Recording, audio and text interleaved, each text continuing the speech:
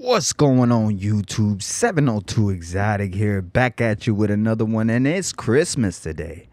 Yes sir, it is. And we got a good video that we're gonna watch today, and it's pretty much just like you read the title. We're talking about UFOs, man. UFOs monitoring all the global nuclear weapon systems. That's what we're gonna be doing today on Christmas. We're gonna be rocking out today. We're gonna be watching a cool little video, so let's get it right into it. So if you're gonna be late to the party, it's okay, no problemo. But we're gonna get right into it here, and we're gonna get to watching this video here like we plan on doing here. What the fuck is that, bro? People in New York and New Jersey see drones the size of an SUV over their house every night and think that that doesn't make any sense. Certainly, I understand why people would be looking at this and being concerned about it. We're concerned about it too. The U.S. Air Force says they're drones. Don't you fucking believe it? The U.S. Air Force lies. There was a drone just hanging out. I put my drone up in the air and went towards it. Not 3 minutes into the flight, So let's started get going this down here, dead. These are fully charged batteries. set What's here. going on here isn't new, and these aren't all drones. You see it? You see how it goes? And they're not just over New Jersey. If I can get They're this all here. over the world. There were several mystery drone flights over our nuclear testing range. Just take a look at all of the military sites all over the world There we that these go. drones have visited. This is the continuation of a story that's been unraveling Take since that off the dawn here. of the atomic age. There we go. Based off of the information that you've been privy to, is there any indication that these UAPs are interested in our nuclear technology and capabilities? Yes. By external observation, sure, that could be a fair assessment, yeah. Yes. After the detonation of the atomic bombs in Japan, that's when the UFO sightings ramped up. When Oppenheimer detonated the world's first atom bomb at Trinity Test Site in 1945, and later as Edward Teller's hydrogen bomb shook the South Pacific in 1952. Since then, UFOs have been systematically surveying and even tampering with our nuclear weapons, stockpiles, and power plants. All 10 missiles were off alert. All 10. Whole flight was off alert. All red. And I said, it looks like we got a UFO. That's right. Looks like we UFOs got a UFO, consistently boys. appear at nuclear weapons facilities and energy grids around the world. From Los Alamos to Hanford to Oak Ridge to Malmstrom to Minot to F.E. Warren to Savannah River Site to Royal Air Force bases in the UK and nuclear sites in the former Soviet Union. Wow. UFOs are seen hovering over silos, tampering with comms links, Tampering and with even everything. disabling nuclear missiles themselves. Disabling everything. Not launchable. They were in a no-go condition. And if you want to learn all about it, you're in luck, because today's amazing American alchemist is Robert Hastings, the man who has dedicated his life to documenting this unquestionable connection. Jesse Michale. Man, that man Robert Hastings, man. Shout out to Robert Hastings. He put his life on the line trying to get this message out right there. And we'll discuss this further. His nearly 600-page book, UFOs and Nukes, is literally the world's best database on this phenomenon. That's I crazy. view your book, UFOs and Nukes, as sort of the best possible database Right. when it comes to Like, credible that's crazy that witnesses viewing Jesse UFOs. Michaels is saying that Hastings that's has the best personally database that we interviewed have so far. 167 employees of nuclear bases across the United States, many of whom are cleared to the most sensitive American national security secrets. Holy mackerel, there's this white pulsating object. Right. That can't be one of ours. These are missile technicians, ICBM security personnel, missileers, radar operators. We're talking and about more, some of who the have some of the all seen highest orbs, ranking people saucers, talking about this here. discs, and tic tacs in and around the most sensitive nuclear airspace. By nature of who they are, these witnesses are inherently Y'all some make of sure the you most hit that like reliable button, in the subscribe world. to the Some channel. literally have their finger on the nuclear As we button. doing a reaction to this it's crazy stuff that's going on right now. By the way, Merry Christmas. And these witnesses couldn't care less about fame or attention. In fact, most of them want to avoid these things at all costs. In fact, many of them have suffered intensely in their careers for speaking out about their experiences. That's crazy. A People flag was being losing put their in whole folders, entire career citing them because as of a this, you security know? risk.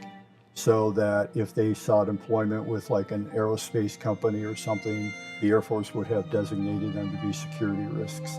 We will interview that's two of these witnesses with insane right mind-blowing there. That's stories crazy. directly in this episode, and you can be the judge. One was threatened repeatedly, and his records were deleted from Vandenberg Air Force Base. They threatened my life. You're going down, motherfucker, means to me, we're going to kill you. Dang. They denied there was ever a Robert Jacobs in the Air Force.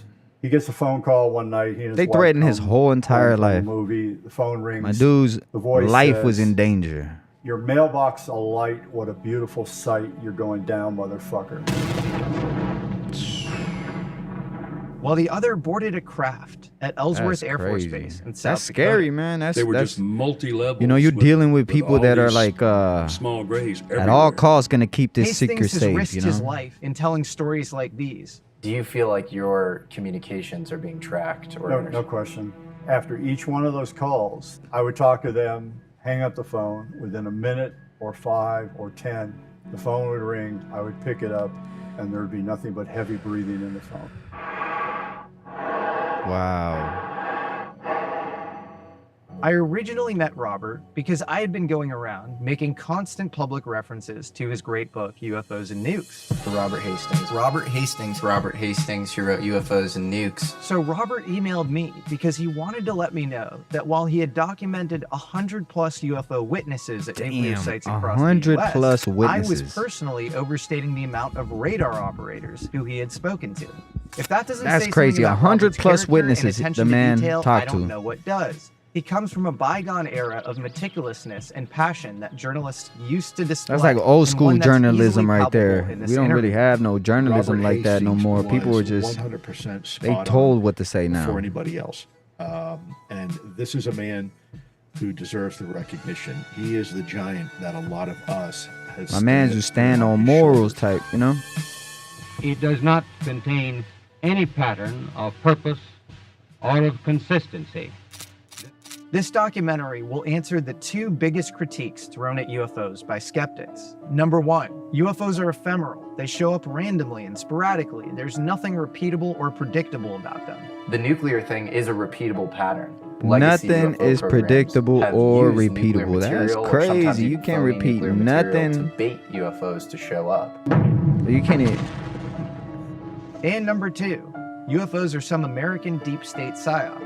Why do they only seem to show up at American military bases? Right. A huge disc-shaped object was seen hovering over this missile base in Soviet Ukraine. The Bentwaters case in 1980 in England, that was the largest group of tactical nuclear weapons being I'm stored telling you, in this is Western such a Europe. well put together back out into the field, documentary and then right here. exploded It's amazing how they silently put into this together. objects, white objects, and disappeared. So much good UFOs are information, repeatably and real scientifically information. We're talking about attracted to real nuclear facts sites. here, you know? You can kind of guess if there is Not- a UFO sighting. Not there might be a speculations, nuclear not none of connection that. there. We're talking about Take the real, most famous actual archetypal facts. sighting in American history, the crashed flying disc at Roswell, New Mexico in 1947. Well, Roswell was actually the site of the first atomic bomber squadron in America, the squadron responsible for dropping bombs on Hiroshima and Nagasaki. That makes sense. In 1994, 62 elementary school kids at the Ariel School in Zimbabwe said that they saw Ariel a silver craft School. descend from the sky and land on a field near the school. Well, guess where the Ariel School was? And you know, in an area of school that was near a uranium mining site. That is right. There As you far as I go. understand. And what about that story That's that crazy. Vice ran in 2022 about a little town in Japan that's obsessed with UFOs? It's a place called Ino, and it's actually right next to Fukushima's nuclear grid. And after an earthquake famously triggered a nuclear power meltdown there in 2011, the chief monk of a local temple said, "The UFOs came after the explosion. There were so many of Wow. them. I was shocked." Similarly, Harvard PhD Jensine Andreessen writes about UFO activity at the height of the Chernobyl disaster, when many people in the area observed a UFO come, stay for 3 minutes, shine a light at the reactor, and And depart. then took off. I could go That's on crazy. all day. By the end of this documentary, the That's only crazy right question there. you'll be left with is why? Why are UFOs so interested in our nuclear technology? It's no different than we go to the Serengeti and we watch the cheetahs preying upon the antelope. You know, Right? That's what we like to do. We like to. What is their We hunting love techniques, what are watching their our capabilities. National I mean, it might be as Geographic. simple We're as, like, their it's an we're their attractant, like a National fly Geographic. or That's what we are mosquito to blue them. light, right? It's kind of like taking matches out of the hands of a baby. Whoa. Yeah, whoa, right? See, that's very important what he said right there. He said it's like taking matches from the hands of a baby. You know, that's what they're doing to us. They every time we start any nuclear or anything like that, they come in and say, no, no, no. Let me go ahead and take that match away from you before you burn this house down. Without further ado, meet the man who has risked his life documenting this unquestionable but infinitely bizarre connection, a mysterious link that lies at the heart of the modern UFO question. This week's American alchemist, the legendary Robert Hastings. Man, my dude risked his life for this. Different parts of the brain have different activities. But you know that, don't you? Maybe you should interview me. Shout out to Jesse Michale, man. He actually let me use this content here. Did you I know actually your asked him personal if I could information use is this. being He said bought and yes. sold online right now? Data Thank you brokers for that, collect champ. and sell your private details like your phone number, address, and even Go ahead, information. fast forward this just a little bit. Join at checkout. Protect your personal information. And witness testimony from former or retired U.S. military personnel confirmed beyond any doubt the reality of ongoing UFO incursions at nuclear weapons sites. How does anybody get into the topic of UFOs showing up around nuclear sites? My father was career Air Force, and in 1967 he was stationed at Malmstrom Air Force Base, Montana. So he's just going over on how he started. I was a junior in high school at the time. He got me a This is how job you got at the into air traffic control tower on the base as a janitor. Omega Alpha Psi. At one point, I made the acquaintance of an FAA supervisor named Bob Grasser. One night, and as best as I can tell, it was the second half of March of '67, was emptying trash cans and pushing a broom. And he motioned me over to his scope. And he pointed, he said, we're tracking, and he probably said unknowns. That's the formal term for unidentified objects. I saw 5 blips in the sort of northeast quadrant of his radar scope. As I recall it, after all these years, I got kind of excited by this and started peppering him with questions. And his whole demeanor kind of went, He's like, "Oh, whoa, you know, I've said too I done much." said too much. Nevertheless, I went home and told my dad, you know, you're not going to believe what happened tonight at the tower. He said, the guys that I'm talking to down there think they're probably Soviet surveillance planes. And even though I was 16, I went, 5 surveillance planes, you know, and the controller told me they were basically stationary. You know, are the Soviets flying helicopters over Montana? I don't think so. That's crazy. When right his there. stint as a janitor at Malmstrom was over, Robert went to college, got married, and began working as a photographer. But that gnawing urge to understand what he had witnessed never left him. In 1973, while brushing up on UFOs, he stumbled upon an article that famed astronomer J. Allen Hynek had written in 1966 while running Project Blue Book, the official government UFO investigations program out of the Air Force. The article said that UFOs had flown around nuclear missiles at Minot Air Force Base in North Dakota. And I went, holy crap, you know, that's had to be what was happening at Malmstrom. So I was off and running at that point, and slowly but surely during the early 70s onward, I just began seeking out military veterans who might have information they could share. When we got down there, they that's told us crazy that this right bogey there. was out there right over the He started Hanford fighting. Ordnance Works and directed Lieutenant Commander Brown to take off and challenge him. Thanks to Robert's efforts, we Challenge him. now know that Dog UFO fight. overflights of nuclear bases were happening as early as 1945 in the United States. Months before the Trinity test in New Mexico, months before the atomic bombings in Japan, Bud This Clem is was crazy. describing luminous balls of light hovering over the Hanford plutonium production site being. And this stuff right here is going on. This is what went on back then. Imagine the stuff is going on currently. Obviously, they cannot talk about it right now, right? But just to think about the stuff that's going on right now, right? With the news stories that won't come out until we're older. But man, it's insane. Let's hear. Chased away unsuccessfully by jet fighters on 3 occasions. He said, all I can see is a bright red or reddish-orange fireball right up in front of me.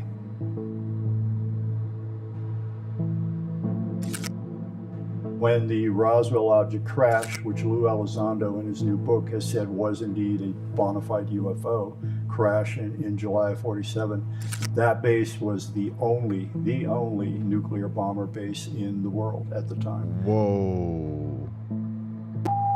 That was the only nuclear base in the world at that time, was Roswell. That makes a lot of sense.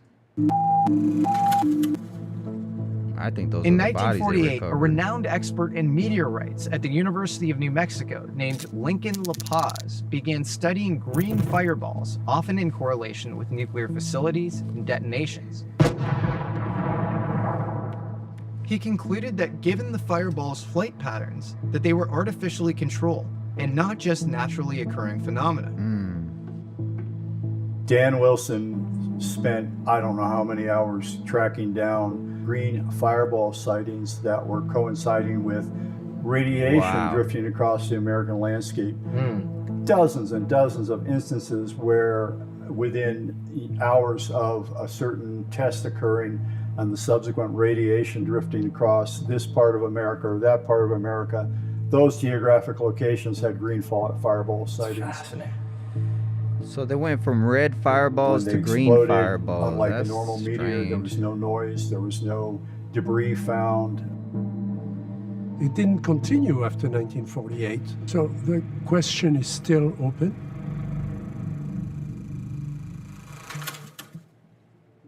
And what about the famous DC flyover in 1952? In Washington, ghost-like objects dart across the radar screen at the CAA Traffic Control Center at National Airport for several hours, traveling more than 100 miles an hour. This was a very famous incident where saucers were seen everywhere in and around Washington, D.C., causing headlines like "Saucers on the White House Lawn." Right? I think they made movies And about an that. emergency phone call between President Truman In most and of all the Blue Book movies, Chief we got them going Investigator over Edward J. the Rappel. White House, right? That's like the original type thing that But happened. what did any of this have to do with nuclear? What happened in Over the lawn. 1952? They popped up at the house. DC UFO sightings in July. Yeah, I was gonna say the. Well, what else? The first H-bomb. The H-bomb. Tell her. Yeah. The H-bomb. The hydrogen. The concern that I have is that in 1952, what if there was someone there to hear what we said in the Pacific? We sent off a signal, just the way when North Korea detonates a nuclear device, it sends seismic waves through the earth. You can't stop sending information outside of the country. I think in 1952, we sent a signal to the cosmos, which is that we're very, very close to being in possession of root level knowledge, to take a software metaphor. If there was something or someone there to hear us, they probably heard us as saying we're on the verge of being able to come visit you. That's terrifying. So pretty much we're getting to that level. We're just right at the verge of just having technology to be able to at least touch another civilization, right? That's where we're at now. I feel like whoever's watching us or whoever's taking care of us at this point is keeping a very close eye, making sure we don't mess nothing up. But the DC flyover occurred in July of 1952, and the first hydrogen bombs were tested later that year in November. So the timing is a bit off if Weinstein is attempting to draw an exact correlation. But what's not as well known is that at the time, a state-of-the-art plutonium and tritium production facility was being built at Savannah River site in South Carolina. In July of 1952, it had just become operational, and it was the most secretive atomic site in the United States. In fact, a young nuclear engineer stationed there named John Anderson was required to attend a group event with 100 other engineers on site to celebrate the 150th anniversary of the founding of DuPont Company in 1802. Kind of weird, but hey, I guess that's what you celebrate while working on a nuclear site. Anderson and his colleagues were quickly overtaken by a green glowing object, angular in size, darting back and forth erratically at high speeds and altitudes with phenomenal maneuverability. We now know that the date of this event was likely July 19, 1952. So they had all those people there and pretty much saying that they witnessed it, right? Or else they wouldn't include them with it. Peak day of sightings for the 1952 DC flyover. Were the UFOs perhaps trying to send a message to our federal government? Man, shout out to Jesse Michale, man. He did this documentary right here. He wrote this too. And man, what a great, well put together documentary, man. My man's him. And what was being detected by the best American telescopes at the time? Well, I've spoken to an amazing Swedish astronomer named Beatrice Villarreal about just that. So we were comparing these images from the early 50s to images as it looks today, and I was hoping to see this perfect sparkling star that you can find in multiple images that one day vanishes. And I had this image where you could see multiple stars appearing and vanishing, which is completely crazy. I got an idea of that one of the ways how one can also search for more such examples by looking for those that are lying along a line or in a narrow band. And we had two such examples that were statistically significant. One is 5 objects on a narrow band, and it's from the 27th of July, 1952. And then my colleague Enrique found these 3 stars that triple transient. This one is from the 19th of July, 1952. That's absolutely amazing. I mean, because in UFO lore, this Washington invasion or DC flyover where there were saucers all over DC at the time, and it was July of 1952, but it was specifically 2 weekends. It was the 19th and 20th. So what I'm understanding is that they're taking pictures, photograph, because if they're supposed to be stars, right? They don't go away, right? But they're saying that they took pictures of, the past, and they took pictures now, and they're noticing that these stars are not there no more. Pretty much that they weren't stars. So, and it was the 26th and 27th. So, I find that absolutely remarkable. But Eric Weinstein may have still been right in another sense. There is actually a direct link between the hydrogen bomb blasts at the Marshall Islands and UFOs. The famous tests, codenamed Operation Ivy and Operation Castle.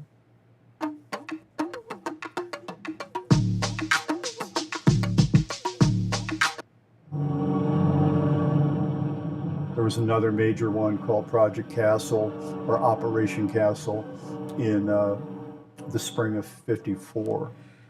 And I found sailors who were aboard various vessels who were describing very brief but clearly sightings of disc-shaped objects or spherical-shaped objects hovering over their ships. Damn. In fact, the entry from the deck log of the USS Curtis, the ship that detonated the hydrogen bomb at Bikini Atoll, reads, at 23:05, an unidentified luminous object passed over ship from bow to stern, yellowish orange in color, traveling at a high rate of speed and a low altitude. Damn, look at that bang right there, boy. Rise from the Hindu scripture, the Bhagavad Gita. Oppenheimer. Now I am become death, the destroyer of worlds. Oppenheimer. The connection between UFOs and nuclear was known since the beginning of American government atomic programs. We now know, due to verified declassified documents, that on May 5th, 1949, after multiple sightings at Killeen Base at Camp Hood, Texas, which stored America's largest nuclear stockpile to date, that an emergency meeting was held. The meeting included the Air Force's Office of Special Investigations, the Office of Naval Intelligence, Army Counterintelligence, and the FBI. They were called in to discuss the sudden, ubiquitous appearance of UFOs across nuclear bases in the US. Also that year, A now public FBI memo was sent to Director J. Edgar Hoover, reporting flying discs, flying saucers, and balls of fire, quote unquote, considered. Y'all take a look at all these unclassified, declassified files, you know. It's insane. Like, literally, it's in words in front of us talking about the stuff that went on, you know. Just it's official. Hey, I want to say thank you for that like button. Let's go. Thank you for that like button. Oh, thank you. Secret by intelligence officers of both the Army and Air Force. The memo goes on to discuss frequent sightings at Los Alamos, the headquarters of the Manhattan Project. There's some people I'm colleagues with that, like, their grandparents were actually, you know, the UFO report people on the Manhattan Project. And I remember being told that. I'm like, really? Holy crap, that's crazy. You know, there's like a whole other side of the Manhattan Project. Bricker 100, man, champ, what's up? The connection Salute between to you. UFOs and nuclear What's going on with was you, man? known since the beginning of American government atomic programs. And UFOs are classified with the same protocols governing American atomic secrets. If something is not a nuke, but it has radiological energy coming off it, you know, alpha, beta decay, whatever. Same secrecy. Same secrecy.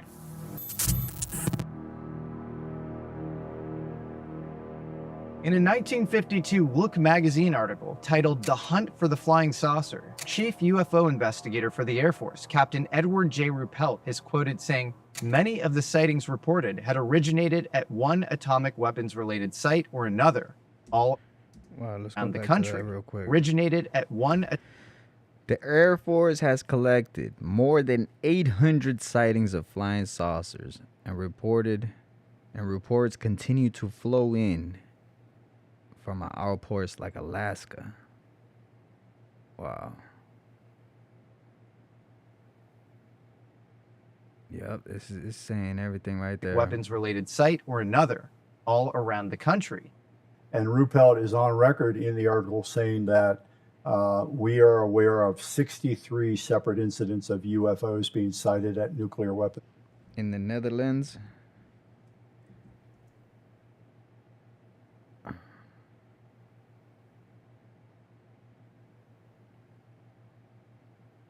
It had originated. You guys don't see nothing in the Netherlands, huh? Okay. At one atomic weapons-related site or another, all around the country. And Ruppelt is on record in the article saying that we are aware of 63 separate incidents of UFOs being sighted at nuclear weapons facilities. In fact, the rumors of UFOs at Los Alamos and other nuclear sites were so widespread that Eleanor Roosevelt wrote to Oppenheimer inquiring about them. Responding with a letter that's been fully verified and archived in the Library of Congress, Oppenheimer wrote back reassuring the former First Lady that these were just rumors. But from a 1971 Australian intelligence document written by the head of their nuclear division, Harry Turner, Oppenheimer was deeply involved in exotic anti-gravity research. Ooh, now we're talking anti-gravity, baby. So was Oppenheimer playing dumb? Would Oppenheimer have been told the Manhattan Project would have custody of it, and then it would go into the Atomic Energy Commission, and then it would go into the Department of Energy, which has its own line of clearances. And that's why I can't find among the people I know who have clearances above top secret, they've never heard of this. Yeah. They've never heard of this because you can be in the Pentagon with a top secret clearance, but if you're not briefed on the atomic secrets, you wouldn't get the clearances that you needed to do to open up that thing. Dang, so there's levels to it. Not anybody who just goes in there can just learn about things. Fast forward to Definitely 1964. levels inside we're on the levels Vandenberg Air Force inside Base there. in California. Definitely, Classified champ. program is taking. That's right, Ricker 100. This is definitely about them popping up in nuclear plants, and maybe because you guys don't have no nuclear plants there, that's why, you know, they're pretty much just watching our nuclear systems and stuff like that. It's called Atlas, testing dummy nuclear warheads being launched from intercontinental ballistic missiles. A photo instrumentation specialist, Lieutenant Bob Jacobs, was tasked with the launch of 2 missiles from 100 miles north of Vandenberg at Big Sur. A giant 18-wheel truck came trucking up this Forest Service road and brought this enormous catadioptric telescope with a focal length of about 2,000 inches. The normal length on a 35mm camera is 2 inches, so you can imagine how big the image would be in a 2,000-inch lens. So I said, wow, this is neat. And the guy who had built this thing was named Walt Manning, Dr. Walt Manning at Boston University. Anyway, we got the telescope all set up, and we were ready to go, and Major Mansman called, and he said, tomorrow morning at 0600, get ready, because we're launching an Atlas missile, and we want you to photograph that with the big BU telescope. I went, okay. So at 0600, we were up and ready to go. And that's a telescope right there, 100 miles away. All the way down there. It was beautiful.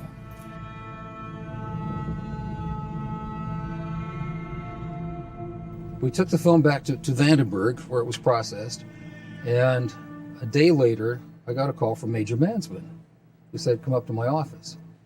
So I went to his office, and he said there was a movie screen set up and a 16mm projector, and there was Major Mansman, and as I recall, 2 guys in gray suits.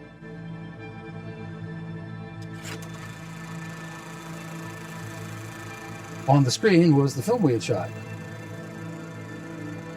We could see clearly on film the nose cones separate, and then we saw the dummy warhead.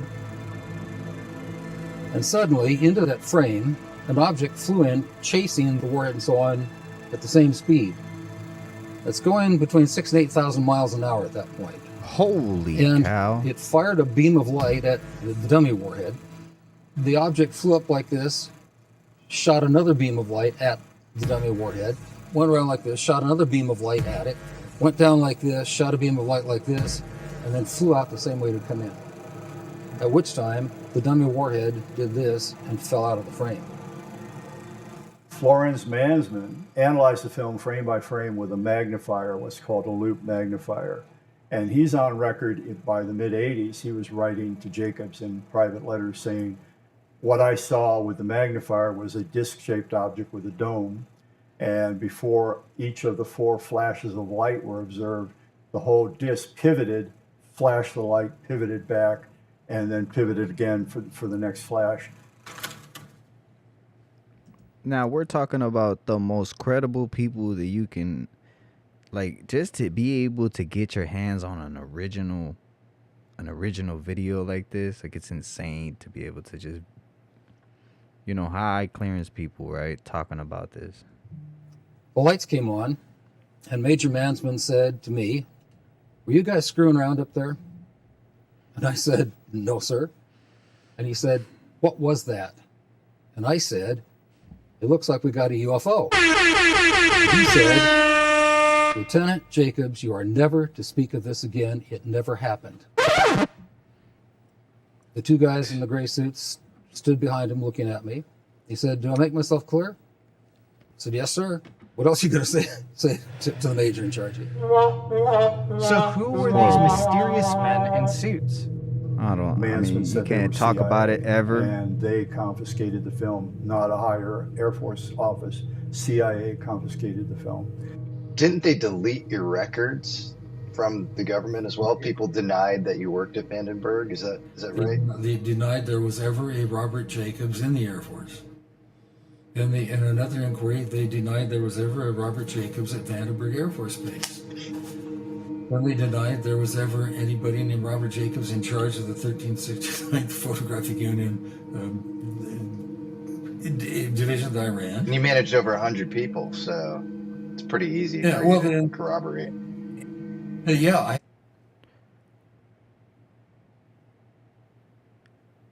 Yeah, so maybe the aliens want to be our friends because we are definitely not a threat to them as far as humans, like everyday people.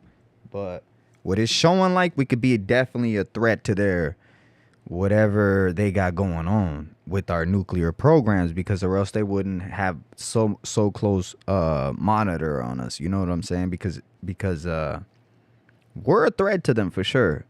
We are a threat to them, and that's why they are watching us closely, my man. Watching us closely and disabling our stuff. So 103 for working for me, and I had two friends from college who were my commanding people, and I also have something called a DD-14. I have records here. My officer efficiency reports are in there. I can't get rid of stuff. My wife keeps saying, "Clear that shit out of the file cabinet over there, Bob." I go, "No, I might use it." And sure enough, it's turned out to be valuable in defending myself against the infamy of the CIA. But we didn't have a launch on that date. There was no Atlas launch that day. Well, goddamn well there was, because Robert found the files from Vandenberg using that particular launch in detail. So they did not. They also scrubbed the launch itself from the records. Correct. Never happened. I know, right? Imagine. We all want to meet them, champ. We all want to meet them. We all want to get what type of advancements they got. You know, Mailbox was blown up. They're being greedy with the technology, champ. They don't want to give it to us all. But you know, I think it's our own people who are not telling us. You know, it's kind of sad to say that we have leaders. You know, kind of like if we had cattle. I'm not saying we cattle, but if we had like cattle, and we were trickling them information, letting them know stuff. And they limit what they want to let us know, you know? And just like that, like if you think about it, even in the internet, right? The internet, you know, they filter all of our news. They filter what we could see. They filter what we could search. They filter all the information that comes, you know, through. So, you know, we all want to meet them. And I know we've heard things in the past that is... But that's speculation. See, I don't like to really talk about speculations. You know, it's fun to talk about speculations, right? But you know, these are facts right here. We're talking about facts today. You know, it's Christmas, so we're gonna talk about some facts, baby. My wife and I had been out to a movie. We came back from the movie about 10 o'clock at night, and there was a message on my answering machine. And he's got the original tape. If they are friendly, you know, if they're friendly, see, the thing about them being friendly is that they have an objective, you know. So whatever their objective is, right? We don't know if it's friendly or not, you know. You always hear they always say don't worry, we come in peace, right? You always hear that. A lot of times, like, they try to calm people down, but nonetheless, I think they do things, whatever they need to do is because of an objective, you know. So a lot of times, like, it could be scary to us, right? It could be scary to us, but nonetheless, it's an objective. What's my opinion about chupacabras? I think the chupacabra was a real thing, you know, but you know, it's just one of those weird things, like I think it's one of those weird animals like they find all the time. You know, they find weird things like that all the time. But you know, the chupacabra, the one that was sucking every single ounce of it, I don't think that was the chupacabra, bro. I don't think it was the chupacabra going out there, you know, mutilating cows and sucking. Like, I'm talking about the ones that the chupacabra try to blame the chupacabra that was like sucking everything out the cows. I don't think that was it. I believe that there was like out there, like, you know, biting things, you know, eating stuff, but if it's a real thing, it was like you know, it's gonna leave a mess and stuff like that. It's not gonna. But they did find some things that look like the chupacabra for sure. And Area 51 definitely is real, but I feel like the Area 51 is old school. Like that old Area 51, we found out about it, they moved everything out. Like there's got to be more areas, you know, more hangars that we don't even know about yet that are like, you know, hella more secretive than that. You feel me? That's what I think right there.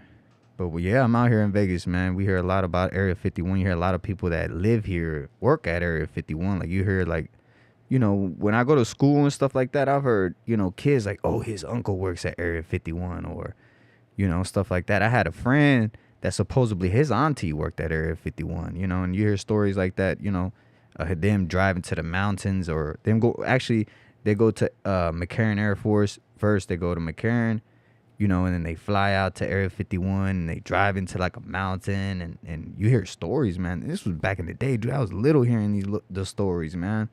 You know, hearing stories about Area 51 and it's crazy. You know, it's a real place, real stuff.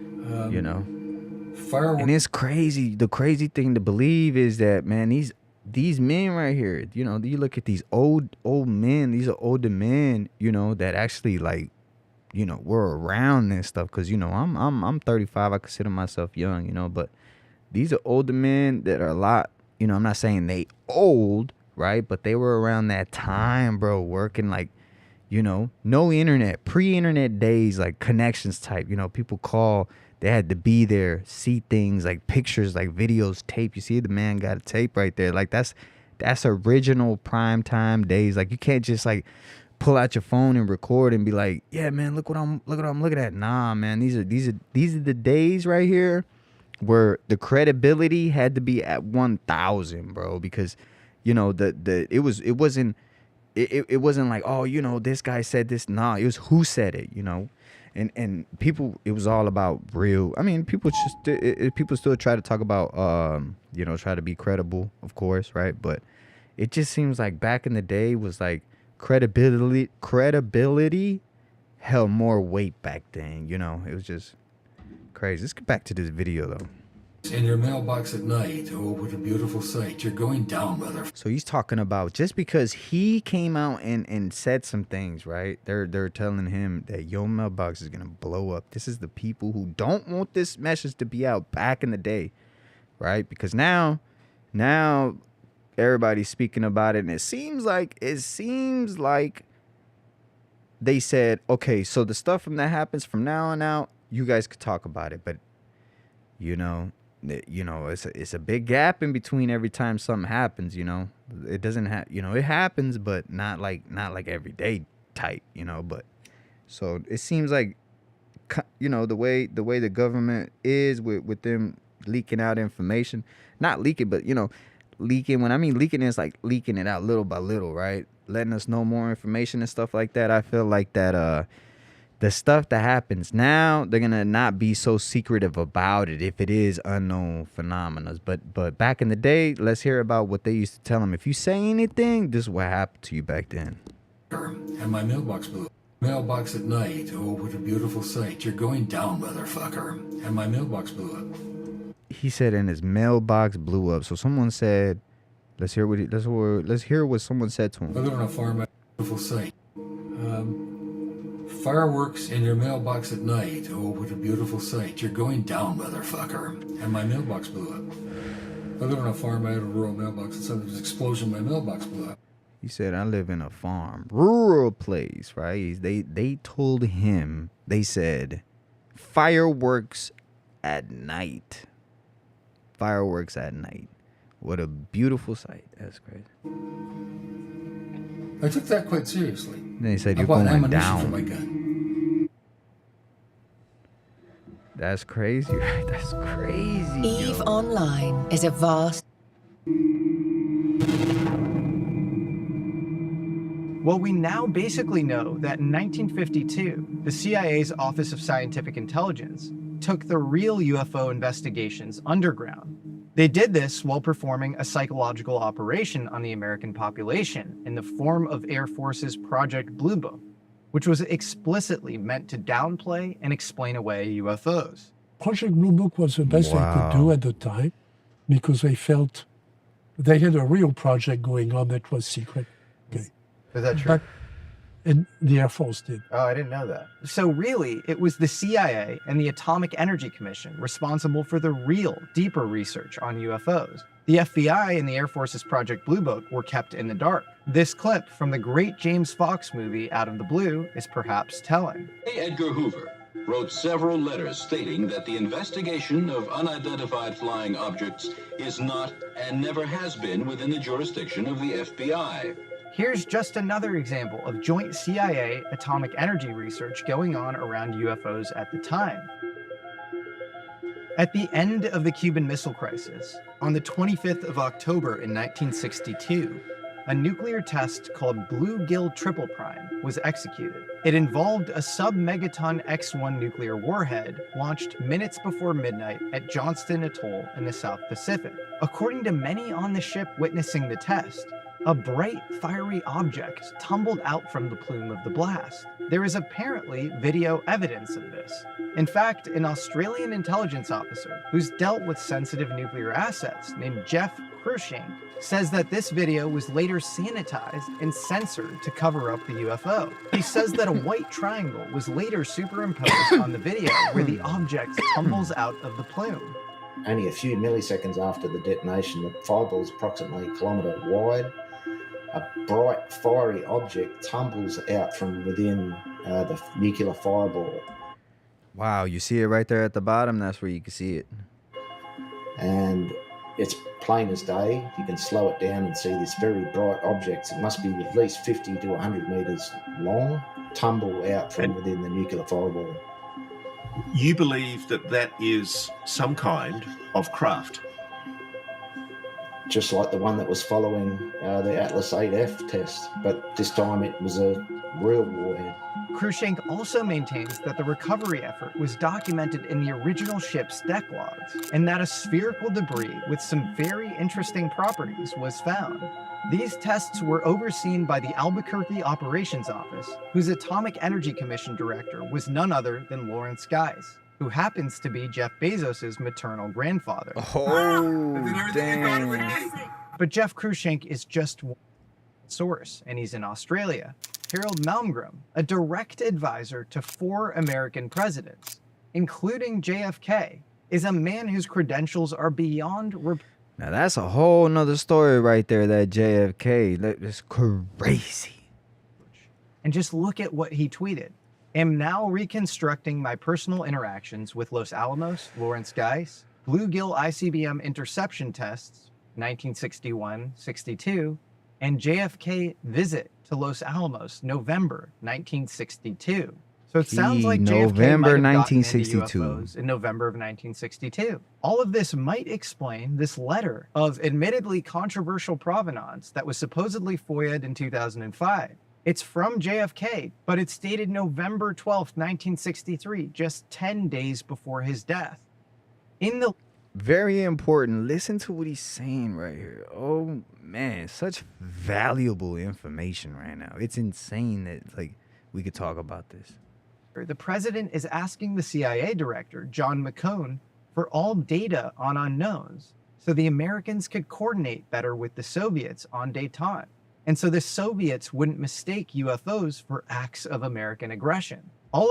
So all he was saying that he just wanted information about all the UAPs just so we don't mistake them or another, country mistakes them as us. Would also explain some very interesting recent statements made by Trump's FBI appointee, Kash Patel, about the JFK file. You're talking to a guy that's read the entire JFK file. The things that we can't release have nothing to do with the questions you guys are asking. The answers you guys want pretty much have them. That's very encryptive on how he's talking right there. Minimal stuff that can't be seen from things that you wouldn't even think are related to. I want to be clear. We don't have enough clarity on the origins of this letter to know that it's conclusively real. It was supposedly FOIA'd by a guy in 2005. So I don't know if it's real, but it fully comports with Malmgren's story that JFK visited Los Alamos in '62. It also makes sense in the context of JFK's détente efforts with Russia. John Greenwald has done some good work investigating this document and has found some anomalies in it. If any other researchers can either prove it to be a forgery or real, that would be extremely helpful and revelatory. So have at it. But I digress. Let's move away from speculation and get back to the abundance of overwhelming hard facts around the widespread Facts, UFO baby. We nuclear speaking link. facts. It's Christmas Day.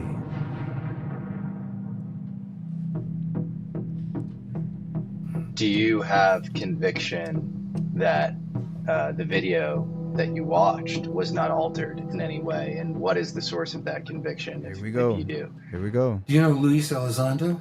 I do. Yeah. He verified. When he was in charge of ATIP, he saw my film. It's been transferred to DVD at that point, but he saw it and he said that's exactly what I saw. We saw the video, and we had it in ATIP. That's crazy, because that's what I was going to ask you. He said, he was like, I think Lou has seen the video. So you've seen the video. Yeah. So you know this is a real thing. Yeah. My man has. my he God. is the one who saw the do you video, still the have the video, actual or- actual I don't have it. It video was right in Pentagon with all my other files when the Pentagon said they deleted everything. Of course, They we know snatched they did everything because from- Really? after they. Oh yeah. Oh yeah. Oh my God. They They snatched everything all out. the files. A buddy of mine, apparently somebody went in and they cleaned everything out, but what they don't realize is that there's backups in a whole lot of places. Okay. The problem is, they say it right now, they'll go into mysteriously a baby. bunch of people's computers will wind up disappearing tomorrow. So I'm just gonna wait until the right time. And He ain't saying you know, nothing. that stuff is alive and well. I just wanted to put enough out there, touch on all the most sensitive parts, but I don't want to overly disclose because it's not my job. Someone told me that Dave Grush was aware of the film. And when he was on the task force, he had a colleague check a military archive to see if they could find any confirmation of the Big Sur incident. According to Dave, this person did indeed find radar data confirming that an anomalous aerial object paced the warhead. I think that's about all I can say publicly at this point. He said that's all I could say publicly at this point. That's insane how much information they still know, but they cannot talk about. I mean, you have to think, like, they have to go and ask for permission for them to be able to talk about this, right? It clearly shows right there. I cannot talk about anything else. That's all I can speak about. There is evidence that someone, or more accurately something, has tampered with our nuclear capability. Bob Jacobs' incident at Big Sur was just one example of a UFO directly interfering with military technology. Just a few years later, hundreds of miles away at Malmstrom Air Force Base in Montana, another unsettling event would take place, this time affecting an entire row of intercontinental ballistic missiles. Good afternoon. My name is Robert Salas. In 1967, I was a first lieutenant stationed at Malmstrom Air Force Base, Montana. Sometime in the evening hours on March 24th, I received a call from one of my topside guards, the flight security controller, stating that they had been observing strange lights in the sky making odd maneuvers. He called back about 5 minutes later. This time he was screaming into the phone saying they're looking at an object, a red glowing object hovering just above our front gate. I went to wake my commander, Fred Mywald, who was taking a rest break, started to tell him about the phone call, and just as I told him, our missiles began going into what's called a no-go condition or unlaunchable. Essentially, they were disabled. The missiles started shutting down or going off alert. The only thing I could think was, oh my God.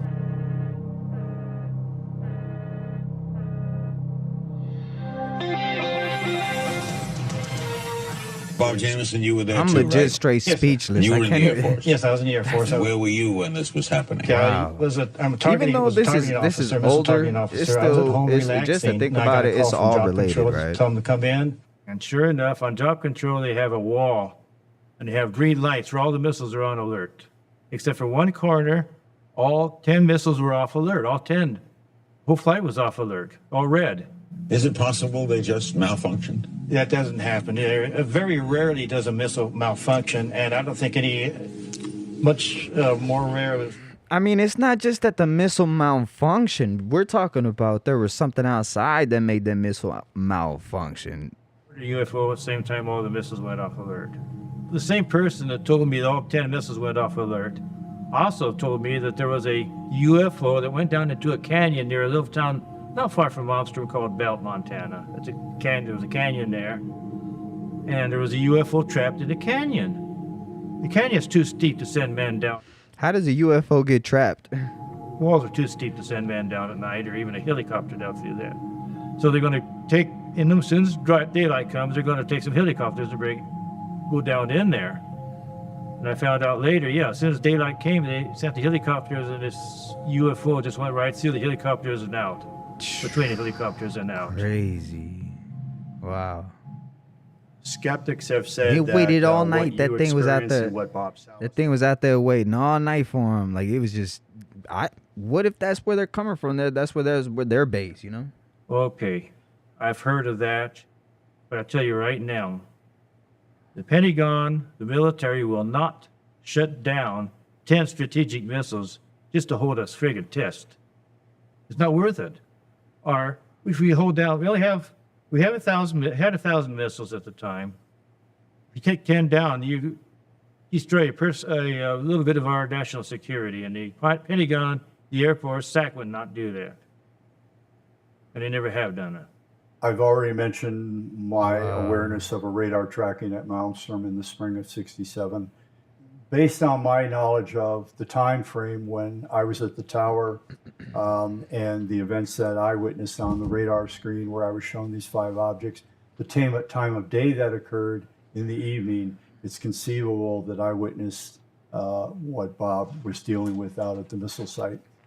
Who makes the encryption for these sort of systems? Is that the NSA? Is that the It's an Air Force system, so I'm assuming that all the coding and all the technical aspects are controlled by the Air Force. Okay. Boeing is the main missile contractor. I know, in fact, there's a guy named Arnie Arneson who is a former Air Force officer, and he, in the course of giving this testimony publicly, has said one of his jobs was to take the encrypted missile launch codes to the various missile sites. Wow. So it's an Air Force operation. Wow. Yeah.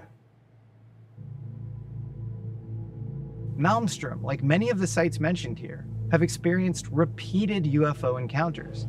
In fact, in January of 1993, combat targeting team member John Mills recalls driving with a 6-person crew back to Malmstrom base where he was stationed and seeing a bright object zigzagging around the sky. When the crew got back to command, everybody at the Vehicle Equipment Control Branch was saying that there had been anomalies all over the base that day.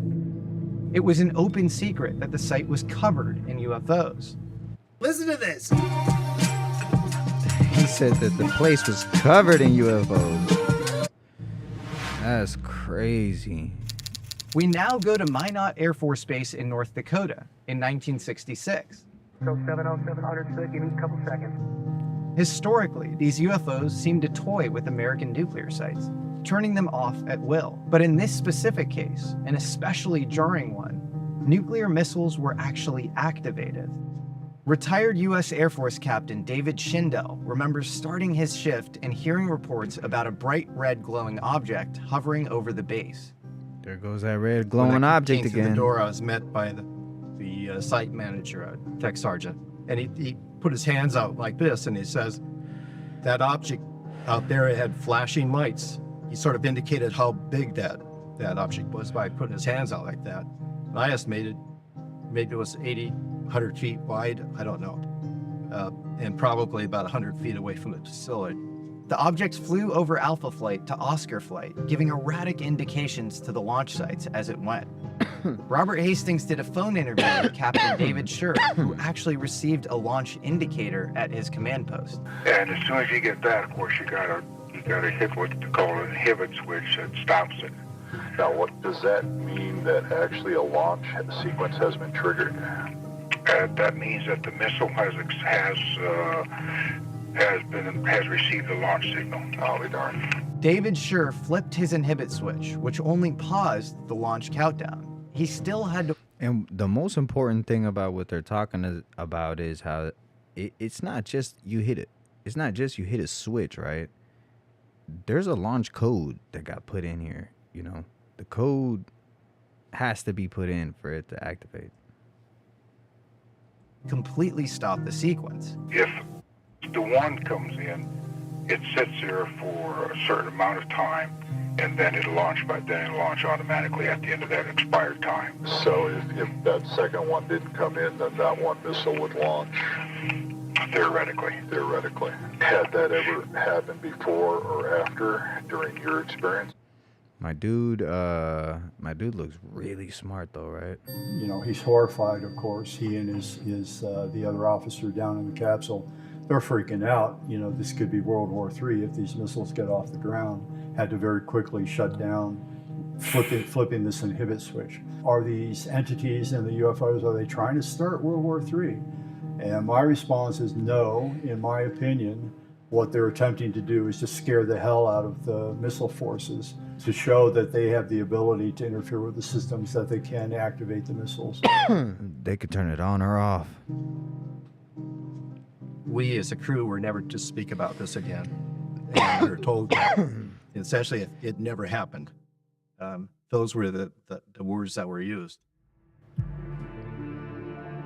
During the same time period, similar incidents were occurring at Ellsworth Air Force Base in South Dakota.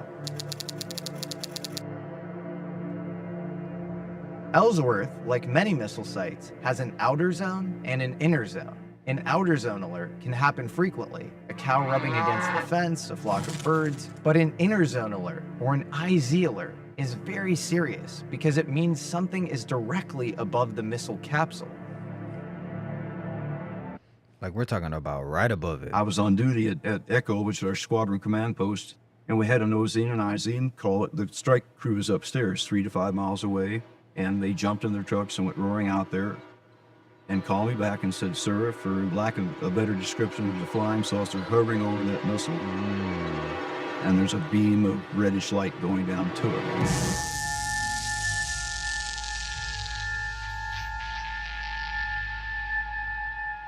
Over the next few weeks, suddenly we had an influx of black Huey helicopters, completely unmarked. I walked up to one of them. There wasn't, they had to have a file somewhere written on there, but you couldn't find a tail number. And these crews in dark clothes, young, sharp men, obviously ex-military, I would guess NSA, I don't know, I never knew. He said young, sharp men. Don't that sound like the Men in Black?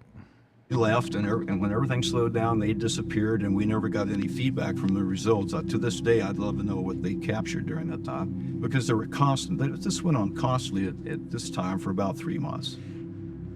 These sightings weren't limited to nuclear bases in the United States. Take the Bentwaters Rendlesham Forest incident in England.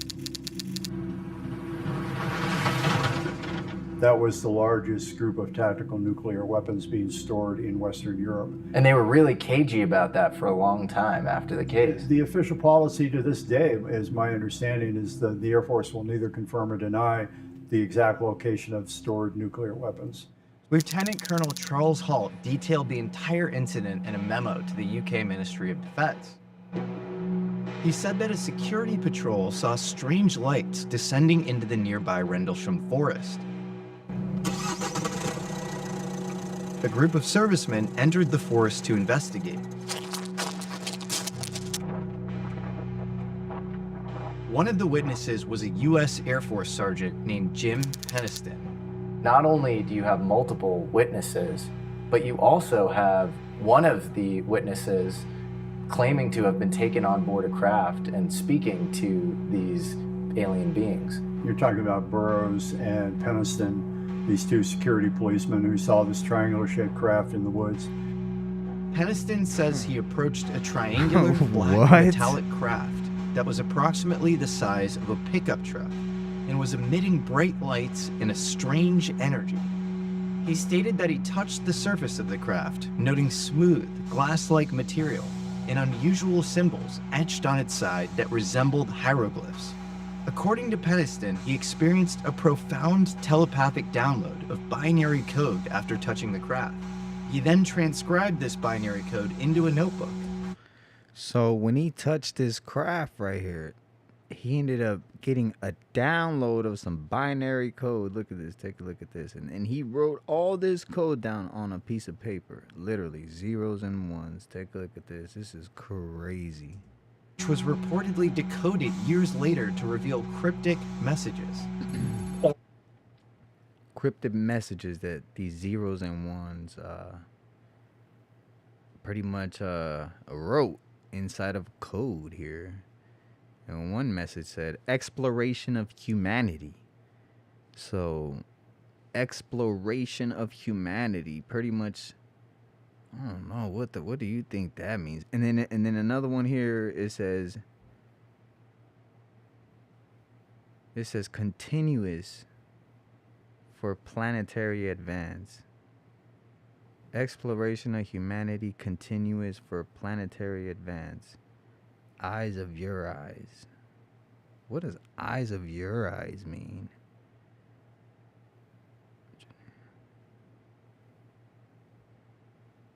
I don't know, man. That's Origin year 8100.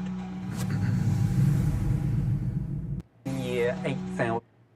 origin year 8100.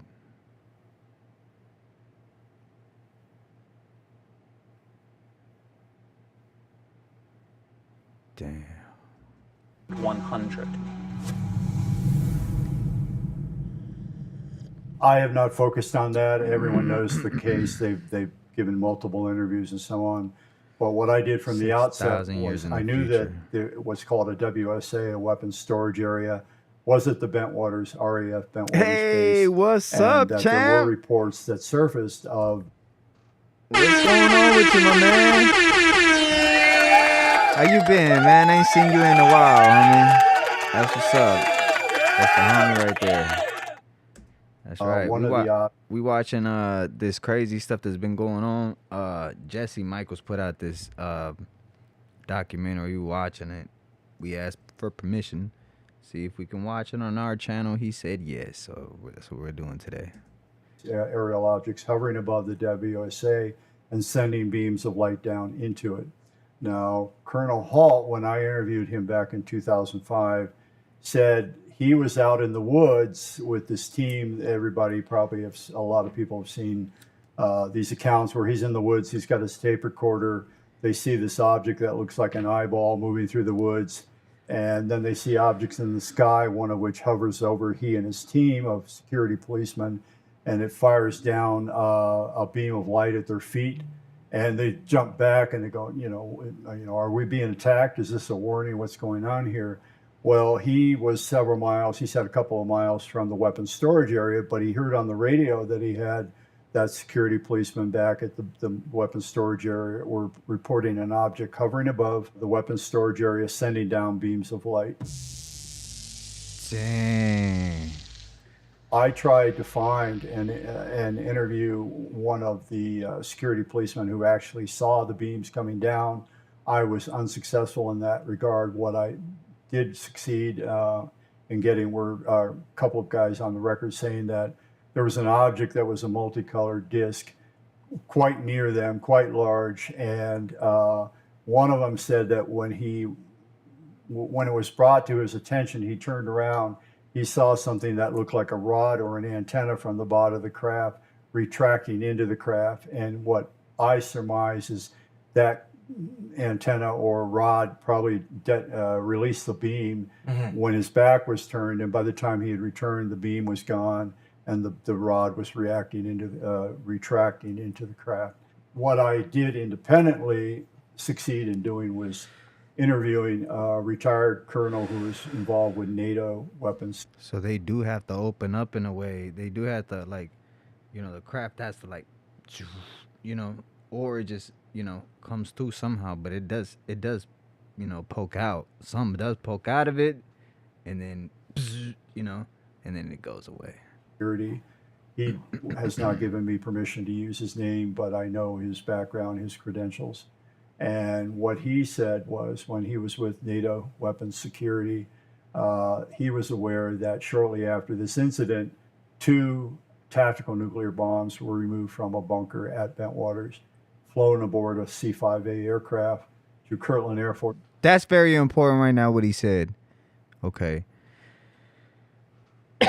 Excuse me. He said that when this operation happened by these UFOs, right, they went, did their things, and they removed things. Look, listen. He said that.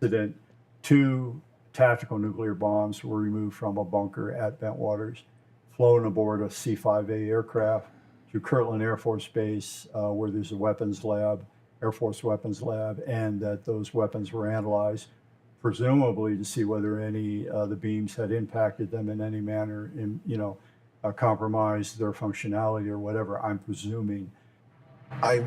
Yeah, so this is what they did. So they had these missiles in there, and when they were checking to see what they did to them, so the UFOs didn't remove it. They didn't remove it, but the government removed them from where they got beamed at, and they took them to the labs to see what they did to them. I had a feeling of it being extraterrestrial. It's always been that they were simply us in the future. And Jim Peniston's career took... And that's why probably when they touched the craft, they said the origin of year, 8,000 and some change, right? That's about 6,000 ahead of us, After this, too. Is that right? Jim Peniston and... Because if you think about it, it's 2024, and right now we're pretty advanced, right, in 2,000 years. So imagine and we're advancing so much quicker now. If you were to see the needle, how we were just like nothing, and then bow. We got so much technology, right? Imagine the next 6,000 years, how much advanced we're gonna get, right? I believe Burroughs too, but certainly Jim Peniston said that he was subject to like sodium pentothal. Some kind of drug was administered to him. He was questioned. Sodium pentothal, that's like an MK Ultra thing. It's a truth serum. Commonly known as truth serum. Yeah. And if I'm not mistaken, Peniston is on record as saying he was administered something that was clearly designed to affect his mental state while he was being interrogated, so he couldn't fabricate or potentially not tell the truth. Is the inference of what I've read of him saying publicly. But he said that there were British intelligence and Air Force intelligence in the room when this was being conducted on him. One of the other witnesses, John Burroughs, a U.S. Air Force airman, also experienced physical and psychological effects. And Burroughs had some lingering effects around his brain, possibly the dorsal striatum, the caudate and putamen of his brain. Is that right? There was some scarring there? And his heart. I mean, he's had heart issues, so I don't know the details, but yeah, he had physical effects. I don't even want to touch on that. Basically, that would be a result of high electromagnetic radiation. Conceivably, yes.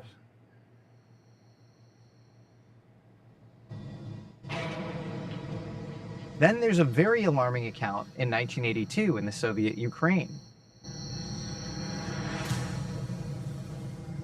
George Knapp, well-known journalist who has broken many UFO-related stories over the years. Vegas. I believe in 1994 he went to Russia, which would have been about 3 years after the Soviet Union collapsed, which was December of 1991.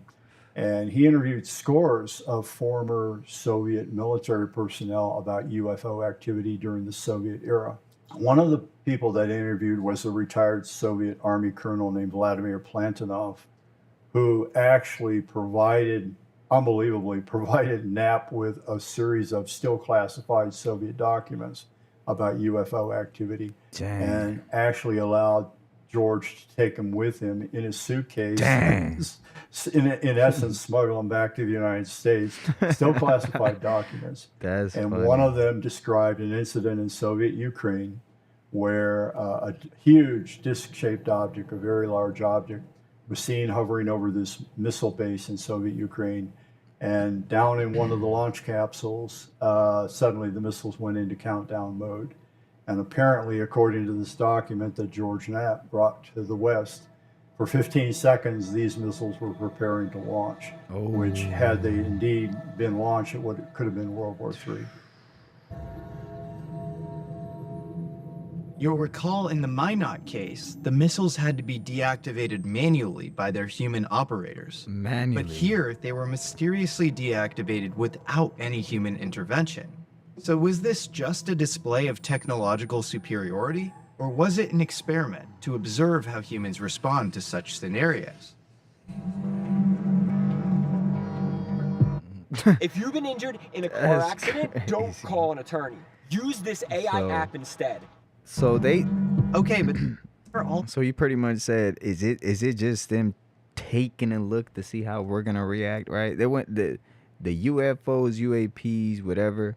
They literally turned on our nuclear systems, right, on a countdown base. Like when say you got 1 minute, 60, 59, 58, 57. So now they're going on a countdown, and it's up to you to sit there and turn it off. But like, that's crazy. Just so they could see us scramble to see what we do at that time, right? Wow. Merry Christmas, champ. Merry Christmas. Yes, sir. So Russia has your Christmas on the 7th of January. Okay, cool. It's the Russian homie right there. Shout out to the Russian homie right there. Yes, sir. Is any of this going on today? I'm aware of cases that have occurred at missile sites as recently as 2015. Less than an hour, about an hour on Saturday, the base lost primary communication with about 50 intercontinental ballistic missiles. Damn. In 2010, at F.E. Warren So Base first they in went Wyoming, from 1 key personnel reported multiple independent 10 UFO sightings that to coincided 50. with a power failure. These 5 missile alert facilities could not communicate with the base and vice versa. If war had been declared, they would have not gotten their orders to launch their missiles. Big deal. John Mills, a retired missile targeting technician who still had many contacts at the base, provided Robert Hastings with multiple sources who all described the craft as gray and cigar-shaped. Kind of like the description Tic Tac, I got no? was the thing was as large as, maybe an aircraft carrier. Wow. It was cigar-shaped. It was Tic Tac shaped, but it was not one of these small objects. It was like, quote, a mothership or something. That's massive. Yeah, you talk about that. Like in a the book. mothership Tic Tac. Perhaps, and this is you theorizing, there's a mothership that's kind of can be large and cigar-shaped, and then saucers coming out of the mothership. Damn. That's been described all over the world, and I cite a handful of cases in my book where people are seeing this huge cigar-shaped object, and out of one end or the other, a whole bunch of little ones come out of there. small craft come out and fly in all directions. Damn. The Air Force tried to downplay the incident, blaming it on a faulty circuit card. In fact, they claimed they only lost communication for a mere 59 minutes.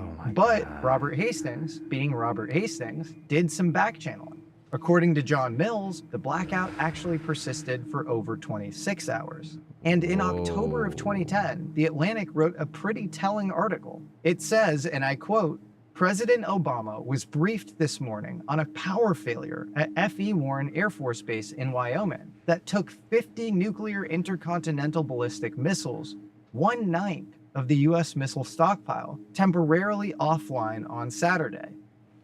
But here's where things get interesting. As of the making of this video, power in power failure is crossed out and replaced by the word engineering. I think The Atlantic may have made a mistake here in showing the live tracking of this edit. You can see it in this screenshot right here. Okay, so at the very least, we know that these missiles were rendered inoperable, and it represented a large enough national security issue to brief the president. And you told me some of these witnesses had trouble in their careers after this. They experienced some reprisals. Presumably, someone was monitoring communications between me and John or he and the 2 technicians.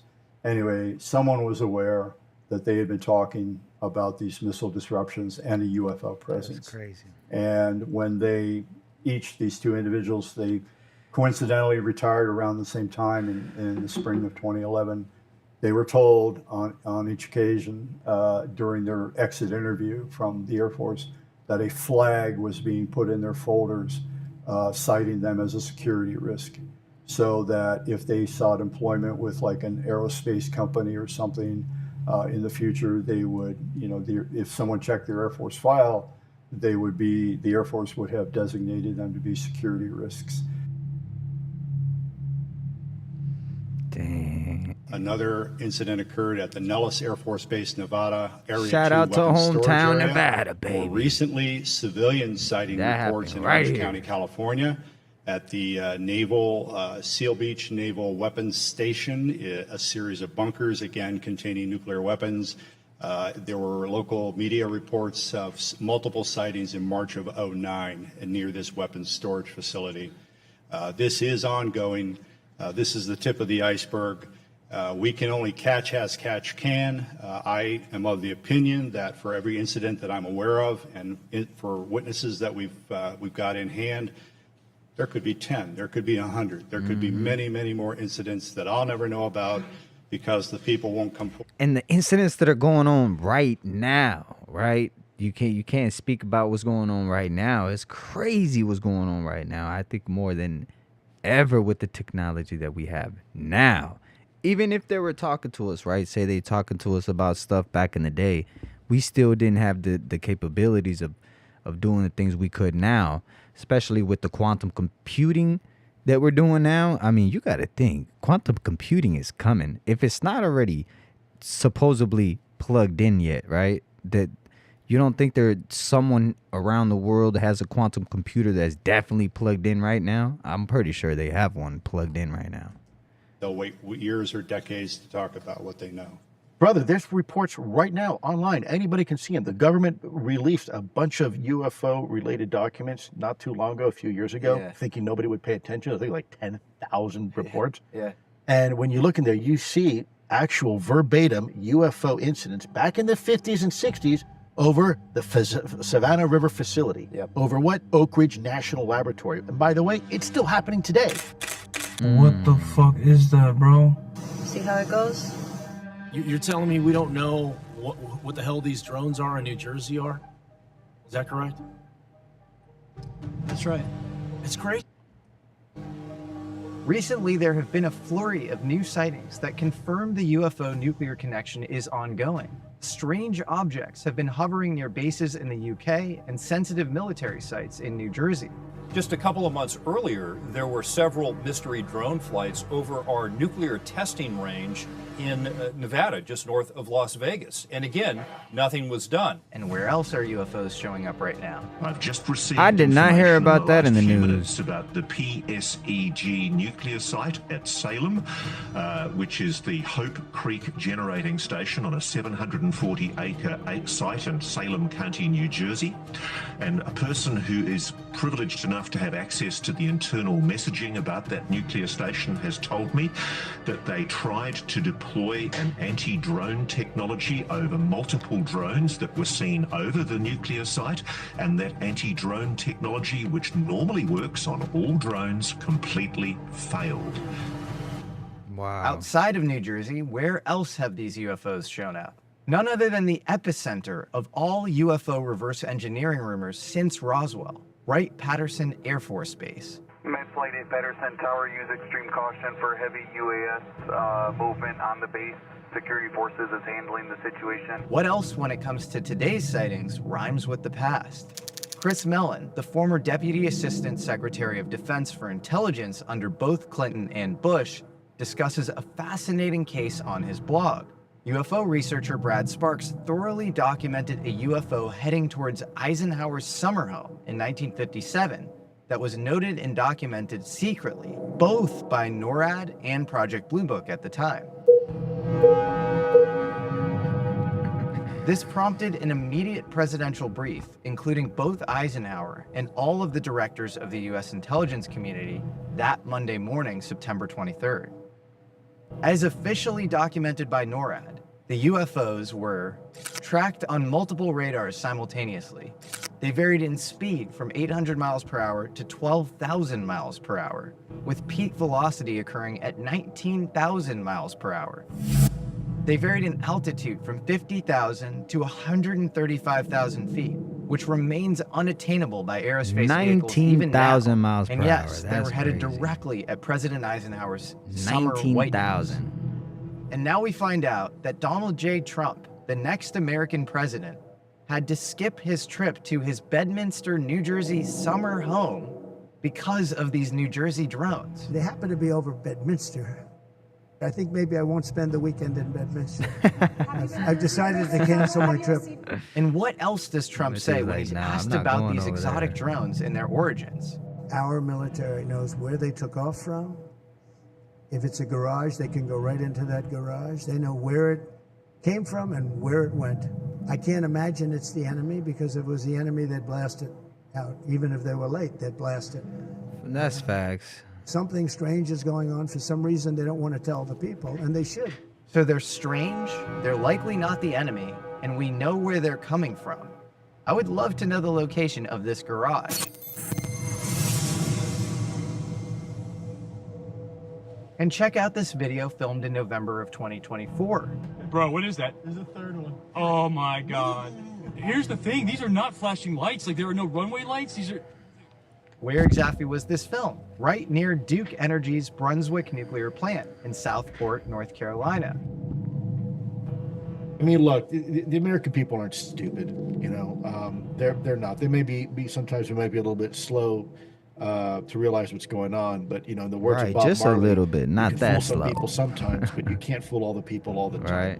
And that's precisely, I think, what's happening here. This administration has been caught lying about a lot of things. And look, this is not an anti-liberal or Democrat thing. This is just a dysfunctional administration.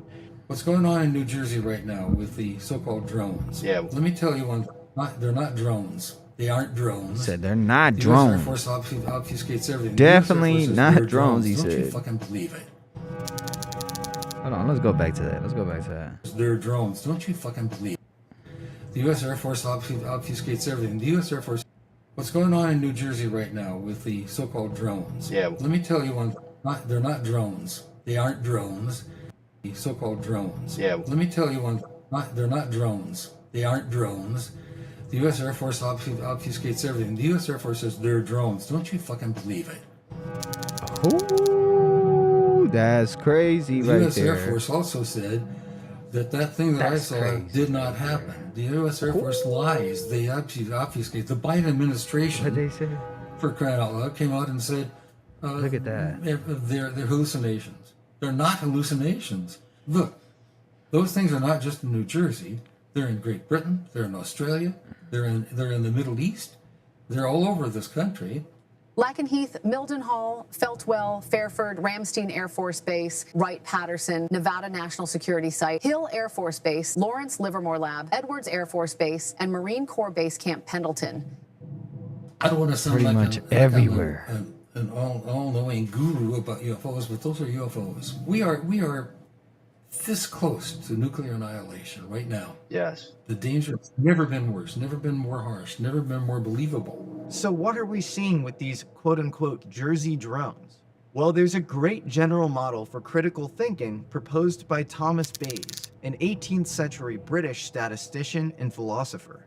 It says that when you're looking at new data, you should use prior data to analyze it.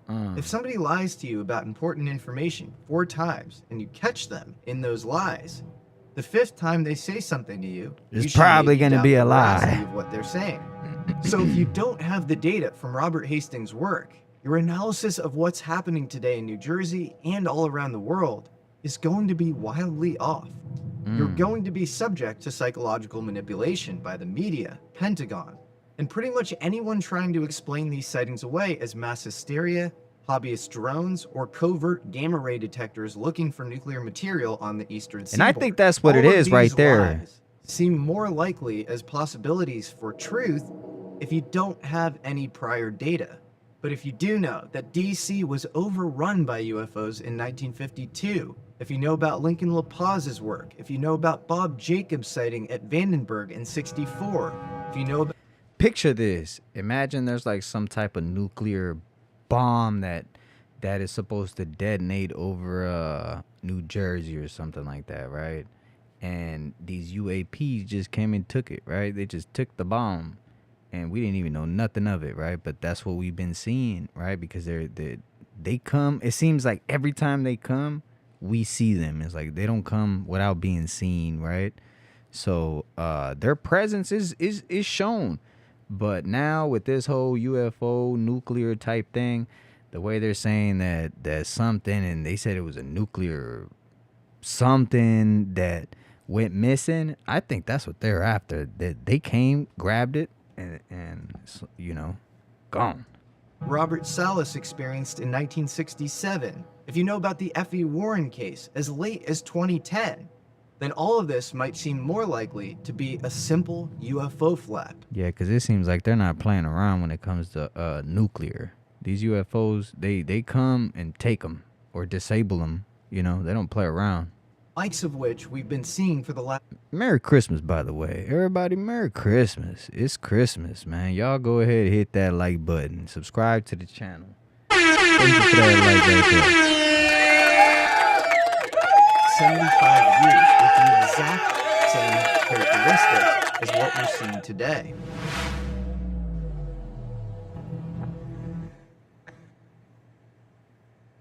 The nuclear connection is long-standing, widespread, and ongoing. What did it feel like when he was right? I felt scared. I felt scared because I've never seen such a person like that before. In 1994, 62 elementary school kids at the Ariel School in Zimbabwe said that they saw a silver craft descend from the sky and land on a field near the school. Well, guess where the Ariel School was? And you know, an Ariel School that was near a uranium next to mining a power site. plant. That is right, as far as I understand. Yeah. And what about that story that Vice ran in 2022 about a little town in Japan that's obsessed with UFOs? It's a place called Ino, and it's actually right next to Fukushima's nuclear grid, which has been up and running since the 70s. Because the town has been such a UFO hotspot, they even built a museum dedicated to UFOs in the 90s. And after... Look at the way that UFO they right even there. built a museum dedicated to UFOs in the 90s. There. Can't really see it on your screen, but how it's got the hologlyphs, and then the numbers. And after an earthquake famously triggered a nuclear power meltdown there in 2011, the chief monk of a local temple said, "The UFOs came after the explosion. There were so many of them. I was shocked. Radioactive energy was leaking everywhere. I believe the UFOs came to readjust the flood of radioactive energy in order to save us." Similarly, Harvard PhD Jensine Andreessen writes about UFO activity at the height of the Chernobyl disaster, when many people in the area observed a UFO come, stay for 3 minutes, shine a light at the reactor, and depart. I can Right go after on that all Chernobyl day. bomb, In 1973, Charles Hickson and Calvin Parker claimed that they were abducted and examined before being released That was by a crazy aliens story while fishing too, near yo. That's Pascagoula, crazy. Mississippi. These are some Once classics inside the right craft, here, boy. Hickson remembers being examined that's by an oblong-shaped... And that's exactly what they're talking about. You want to see the future, look at the past, right? It repeats itself. So this is what they don't want to happen in the future. instrument that hovered around him.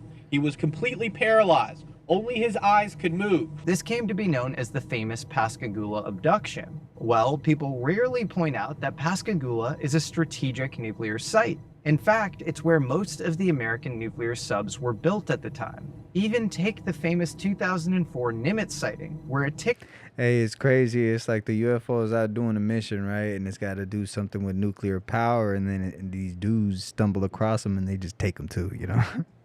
was detected by the USS Princeton. Aircraft carriers like the USS Princeton are notoriously nuclear powered, and they might have some relevant precious cargo on board.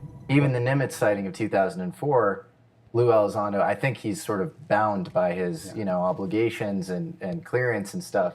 And so he has to say, I think Nimitz might be nuclear powered. And then he's now gone as far as saying, and it might carry some tactical nukes on board, or nukes on board or whatever. Okay, you get it. UFOs show up at nuclear sites. But beyond sporadic interference with our signals, how do we know they're occupied by any sort of sentient beings? How do we even know these things? Well, they say the craft itself is sentient. They were just multi-levels with all these small grays everywhere. Oh. And I was following one, and even the floor boards around the bottom of the floor had energy. Was every Wait, let's go back and hear that one more time. floor That was small grays. hold on. They were just multi-levels with all these small grays everywhere. And I was following one, and even the floor and the boards around the bottom of the floor had energy. Was everything emanated Look power. at Jesse's face. I He's sat like, down whoa. with Mario Woods, a former U.S. Air Force security responder. In 1977, he was stationed at Ellsworth Air Force Base in South Dakota. This was me, struggling to keep up with posting consistently on YouTube and getting less views than normal until I... Then, age 23, he experienced an incident that would change him forever, literally leaving him with missing time, marks on his body, and a colleague locked in catatonic shock for hours. Okay, so you're in Ellsworth Air Force Base. It's 1977. You have a partner that you're working Yeah, with? Is that his right? name, Michael Johnson. He's a real light-skinned black guy. He told me he was from Chicago, Illinois. And we only worked together that one day. He was working vacation relief for my partner, whose name was Steve Welchel. I guess it was about 9 o'clock, 9:15 or so. Michael Johnson. And I just walked outside, and, you're talking prairie land as far as you can see north and east and west, and you don't see south because the building's behind you. And I see this light off to my east. It looks like a mini moon. I honestly thought Like a mini moon, he said. Landing lights or some type of landing lights for B-52 bombers, because the main base supported aircraft of B-52s. Long story short, an hour later, he and his partner, two-man security alert team partner, are called. Suddenly there's an alert because some kind of intrusion at one of the missile sites is going on. And they didn't know what that was all about. Well, he and his partner drove to that site. And as we turned left, there sat this object on top of November 5 that was about 10 feet in the air, directly on top of that blast door that was the size of a Walmart building. Hold on, let's go back. We turned left, there sat this object on top of November 5 that was about 10 feet in the air, directly on top of that blast door that was the size of a Walmart building. He said it was the size of a Walmart building, yo. That's a Walmart building. Yo, that's big. That was the size of a Walmart building. Oh, hell. They're freaking out. They didn't even get to radio to base to tell them what they saw. And all of a sudden, according to Mario, he and his partner, suddenly it was like all the air in the crew cab was sucked out and they were suffocating. They both suddenly started, gasping for air. Literally could not get a breath of air. Now, I don't know if that was from my excitement. I don't know if it's from adrenaline. I'm 23 years old. I was in excellent shape. I feel something on my right side. And I turn my head and I see these four, I'm going to call them beings. And they are not walking as you and I walk. They are just gliding across the ground. Maybe, I don't know how high off the ground. I couldn't really see that. Damn. But they have these little uniforms on. And the one on the far right, he had some type of a small wand in his waist belt. I've got a drawing of it. Damn. That had a yellow tip on it, some type of a yellow tip. But the one behind him was a chest and a head taller than the little guys. And he had this thing on his chest right here that pulsated the same color as what was on that little wand. Damn, like he had, when I saw his him, suit was integrated with then it. I was afraid. Then I felt fear. And then I went black. I just went, that's the last thing that I saw in my mind. And then the next thing he knew, and it seemed like the next minute, he was somewhere that he didn't really recognize, and somebody from base was calling on the radio saying, "Where are you? Where are you?"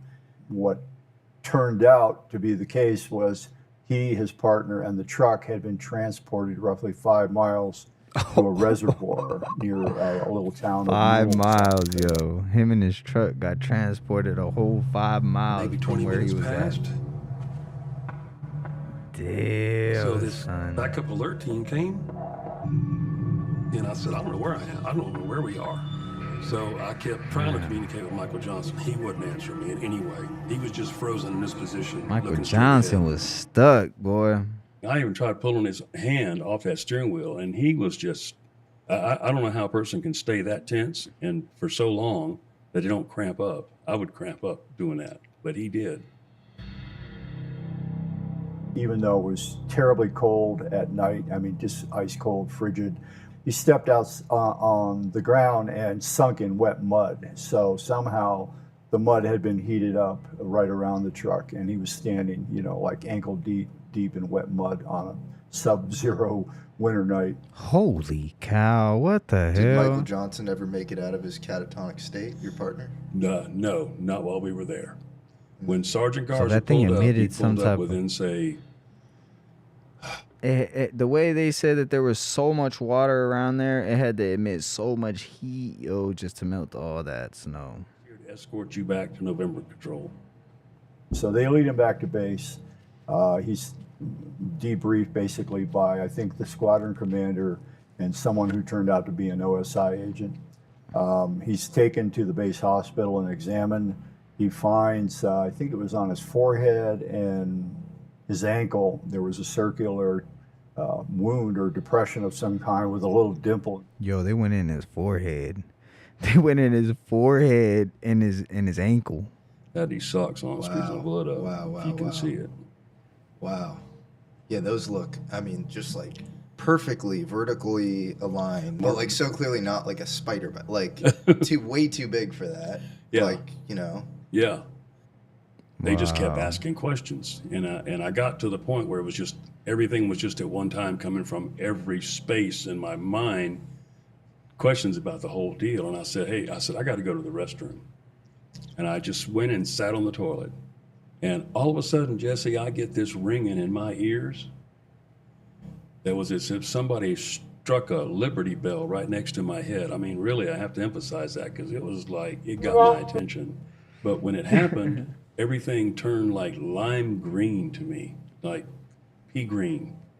I closed my eyes, and when I did, I had this feeling I was leaving my body.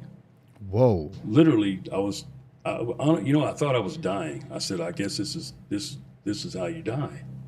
So they left or were leaving, and I opened up the stall door, and I just went to the sink. And mind you, I still have on my long johns and my fatigue pants and shirt, and just drowning myself in water. I was just soaking wet. Because Master Sergeant Gray said something to me as I came out there. He said, "What'd you do, climb in the sink or something like that?" And I did. I don't even know if I answered. I just said, "Yes, sir."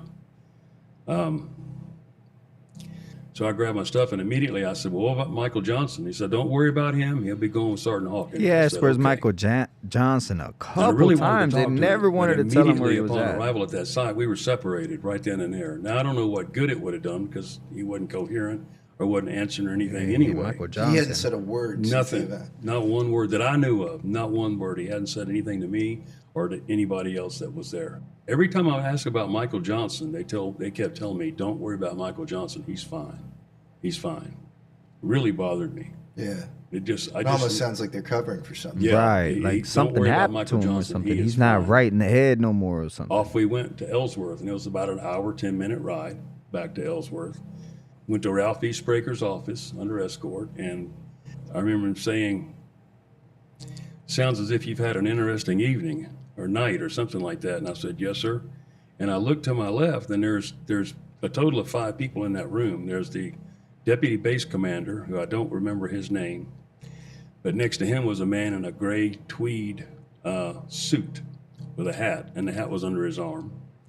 Then there was a Captain Jack Reed, OSI. Next to him was this new OSI guy named Rick Doty. Interesting. Yeah. Because the first time I saw him was on Ancient Aliens. And I said, I know that guy. He was at my debrief. I was a counterintelligence officer for the Air Force Office of Special Investigation.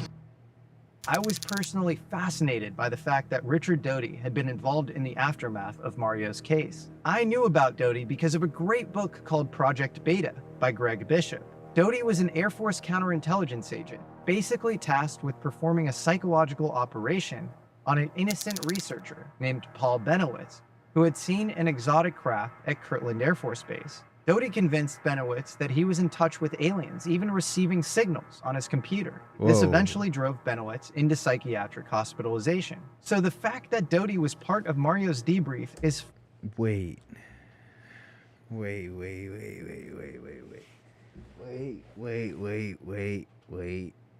go back. In touch with aliens, even receiving signals on his computer. This eventually drove Benowitz into psychiatric hospitalization. So the fact that Doty was part of Wow. Mario's debrief is fascinating, seems very important, Y'all heard it. and requires follow-up by some brave souls. And up to that point, I had nobody. Yeah. I'd had nobody that could say, yeah, they were there or whatever, what have you. I tried running down my old flight chief and assistant flight chief, but with no success or anybody else. And especially Michael Johnson. Some money has been spent trying to locate Michael Johnson. We've looked in hospitals. We've looked in. Can't find him anywhere. Can't find him. And I reported at the Arrow. And the crazy thing is that he's been looking for him too. I think when I spoke with them. Did Arrow follow up at all? I don't know. They never got back with me. And 4 hours and 19 minutes, I spoke with them. That's crazy. Yeah, and they said I would get a copy of everything which had been, talked about. Can you contact Michael Johnson's family? I don't have any way. I don't have any numbers or anything. He said. What if that wasn't even his real name, me, right? Every resource, including other law enforcement officers that I know, today's technology have not located him yet. Neither has Arrow. So what was your interaction with Doty? You mean in the email? Initially, no. When you first meet him, he's in That this room day? full of 5 people. Yeah. Nothing. Not one thing. We'd ever spoke or anything like that. He was directly reporting to Captain Jack Reed next to him. So that's fascinating, right? That this guy, who's clearly this disinfo agent, at least in the context of Benowitz, and you don't know why. Brand new. He was brand new then. So as a person that's very high in this whole thing said, those were the days that when he was probably, honestly, not changed in any way, perhaps. I just want to say that the right way.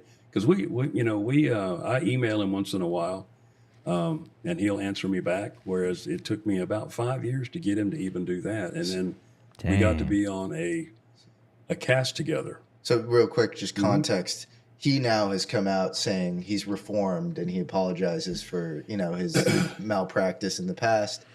A lot of people are suspicious of that reform. It does feel a little bit sometimes to me like he's flooding the zone with this info. Like he'll talk about, 6 alien races. This crystal rectangle came from an actual alien craft. And it just seems extremely speculative and not based on any sort of evidence. Correct. Wait, look what they had said too. And this crystal rectangle came from an actual alien craft. And it just He's seems saying a extremely rectangle, speculative. doesn't it? Came from Look at this. He'll talk about, 6 alien races. So if this was a diamond, like kind of crystal type of thing, right? And it's in the air just glowing, right? Wouldn't it look like, and as it's glowing, turning like that, right? Wouldn't it look like what we see today, right? This crystal rectangle came from an actual alien craft. But the point that Jesse's saying is that the credibility of the guy that's speaking right now is you can't take his credibility too serious because he just speculates a whole bunch of things. Like you see Jesse speaking on facts, and today is Christmas, and we speaking on nothing but facts today, baby. All right, let's go ahead and that's what we're doing when we're speaking on. I'm just playing. Yeah, we're pretty much saying that the guy who is speaking about this thing that is speculated. It's like we don't know if it's real or not, but let's listen. And it just seems extremely speculative and not based on any sort of evidence. Correct. It's very weird. Yeah, it's more than I know how to swallow. I only know that what I witnessed is my incident. So how many were there? Okay. Damn, he sounds scared. A gentleman named Jared Tarbell, who is my benefactor, he supported my research. Hella scared. He paid to have Mario regress a regression hypnosis session. In the video of the session where Mario is being regressed back to that night, he becomes utterly terrified. I've never seen anybody reliving an abduction experience. In a very little bit. A very long head, kind of like a. They look like grays. They look like the small grays, but the one behind them, I guess you would classify him as a tall gray. On Whitley Strieber's book Communion, of course, the first time I saw that picture, I froze in my stride, and I had to have that book. And at Barnes and Noble or wherever it was at the time when it came out. And I literally, before I opened the first page, I literally just sat and stared at that picture for many hours before I ever even read his book.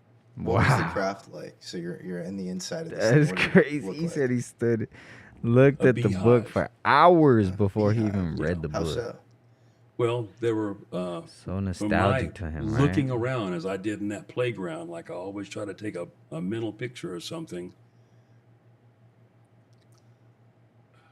They were just multi-levels with all these small grays everywhere, going to and fro and doing whatever they were doing. I just got to look for a moment, and I was following one, and even the floor and the board. All right, so when they took him on the craft, I bet you they just didn't take him on the craft. Like when that craft goes right there, they go, choom, they go back to wherever like their station is. So I'm almost guessing like to us, it would think that we're still on the craft. But we're not on the craft. We're over there where they're, walking and doing their things, right? It's almost like they put a blindfold on you and take you to where they're really at. On the bottom of the floor. Look at this. Let's go back to hear what he said. Multi-levels. Listen. They were just multi-levels with all these small grays everywhere. Everywhere. Going to and fro and doing whatever they were doing. I just got to look for a moment. Like an anthill. I anthill. was following one, and even the floor and the boards. No, he explained it was something like a beehive. Bottom of the floor had energy. Was everything emanated power in some way. The walls. Was there a humming associated? Not that I can remember. And it almost felt like the tall gray was maybe in charge of these smaller grays. Absolutely. In that room. Another thing, too, Pete, I was not on a table. I was, from my memory, I was on some type of a... floating device or something, he said. I was like wrapped in a triangular kind of beam or something. What in the that hell? Was body length. Holy about 4 foot in the air. Wrapped in a body length beam. Has like a strange light would, not a strange light. Some type of light source, some type of energy source. It's even hard moving to around. describe, but it was as if I was inserted in something that was some type of a force field or some kind of a holding field that they could move you around in. Like an anti-gravity like a pocket. gurney without wheels, a table without a back, or wheels or legs attached to it. And I felt as if, when they reached in, or when he lifted my arm up, it's like a force field. Lifted me up right here on my wrist. It exited that pyramidal field or whatever it was above me, and it was in his atmosphere at that time. Right. That's what that is. If you had kind of a best guess, do you think they had positive intentions or negative, or? I think they had positive. What do you If think? they had negative intentions, he wouldn't be there today being able to talk about it, that's for DNA sure. material or what have you. Yeah. Or some kind of a programming, or I don't know, whatever they want to do, they're going to do. Outside of like the obvious, which is you experienced this kind of crazy paranormal disruption in your life, was this an inflection point, or did it change your life in a dramatic way afterwards? Oh, it did. How so? I had to find out everything about archaeology and pyramids. And so that was just something that it almost felt like it was installed inside of you or downloaded. Yes. And why? Still today. Why do you think you became so interested in that? I have no idea. Imagine he said, I had to like find out how to grow the best strain that I could ever grow. That would have been Starting amazing today, right there. anyone Imagine. can monetize with ads. As part of the I have to all-new save the Beehive ad world network. through cannabis. They're Right. similarly as advanced as us, but they've what is it, asymmetric evolution or whatever. They went a different path where we made nuclear weapons and stuff. They ended up making this like civil propulsion kind of equivalent discovery where they're able to do this now, but they're actually not that much more advanced than you and I. It just makes you wonder how much technology that has been buried somehow or another, has been removed from our everyday conscious thought. I do think that this technology that we're speaking of, even though we don't know it truly exists, it points to its existence in some way. And one day I think we will find the magic key. Somewhere there's a craft, if it hasn't already been discovered, that's sitting in a cave somewhere or under the ocean somewhere, under a ledge somewhere, or maybe even circling the planet, invisible, that we can't see we're going to run into one day. I don't know. Right. Some type of information capsule that So is just going there's around. clearly, obviously, at this point in the interview, well-demonstrated pattern between UFOs and nuclear weapons. And this brings up a really interesting kind of weird analog to all of this, which is that, Gary Nolan, Stanford microbiologist, has said that historically, legacy UFO programs have used nuclear material or sometimes even phony nuclear material to bait UFOs to show up. And I believe we even have documentation that the Russians did this in the 90s as well. Do you have anything to say about that? I'm aware that a former or retired Soviet Army colonel has said, can't remember the gentleman's name, but he's on video on the internet saying that at some point during the Soviet era, he was part of a military exercise that was intentionally designed to try to attract UFOs. And what they began doing was doing military exercises like maneuvers with no nuclear components, just conventional armaments and so on. And then they waited to see what would happen, and there were no UFO sightings. As soon as they brought nuclear battlefield nukes to the equation and they were out in the field with the other armaments, suddenly UFO sightings began. And so in this colonel's estimate, they succeeded in attracting whoever was flying the UFOs by merely introducing the presence of nuclear weapons to the situation. So they brought nuclear weapons in the picture, and then they started appearing. Well, only when they brought the nuclear weapons, the though. non-human intelligence or aliens or whatever have a special interest in scientists working on the most frontier technology, and they view that technology as most deadly or likely to end the world. And so, in some cases, they actually intentionally kind of stagnate the physics or send scientists in the wrong direction, or sort of use confusion tactics to actually get them to stall their progress. And I've actually heard in a couple of instances that the aliens might be interested in other sort of frontier tech, like proximity fuses, other sorts of things like that. Do you think that maybe we are being prompted on the one hand scientifically for certain, past creations, and then maybe there needs to be kind of in-step, progress made with our consciousness, and if that's not made, the NHI actually have to step in and kind of stop things. And the nuclear thing is this big juncture where you have this big asymmetric leap on the tech front, you don't have the asymmetric consciousness leap, and so that's why it's so consistent with nukes in particular. My personal opinion is that we have had probably ongoing contact with whoever these entities are. That's what for I think. thousands of years. Yeah. I think it's conceivable they've interjected themselves into our culture and maybe even 100%. our biology. I'm not aware of any, definitive evidence, but I wouldn't be surprised if they had periodically interjected themselves into our evolution to upgrade the species, so to speak. Can't prove that, of course. I don't think anyone can, but I think it's an interesting hypothesis.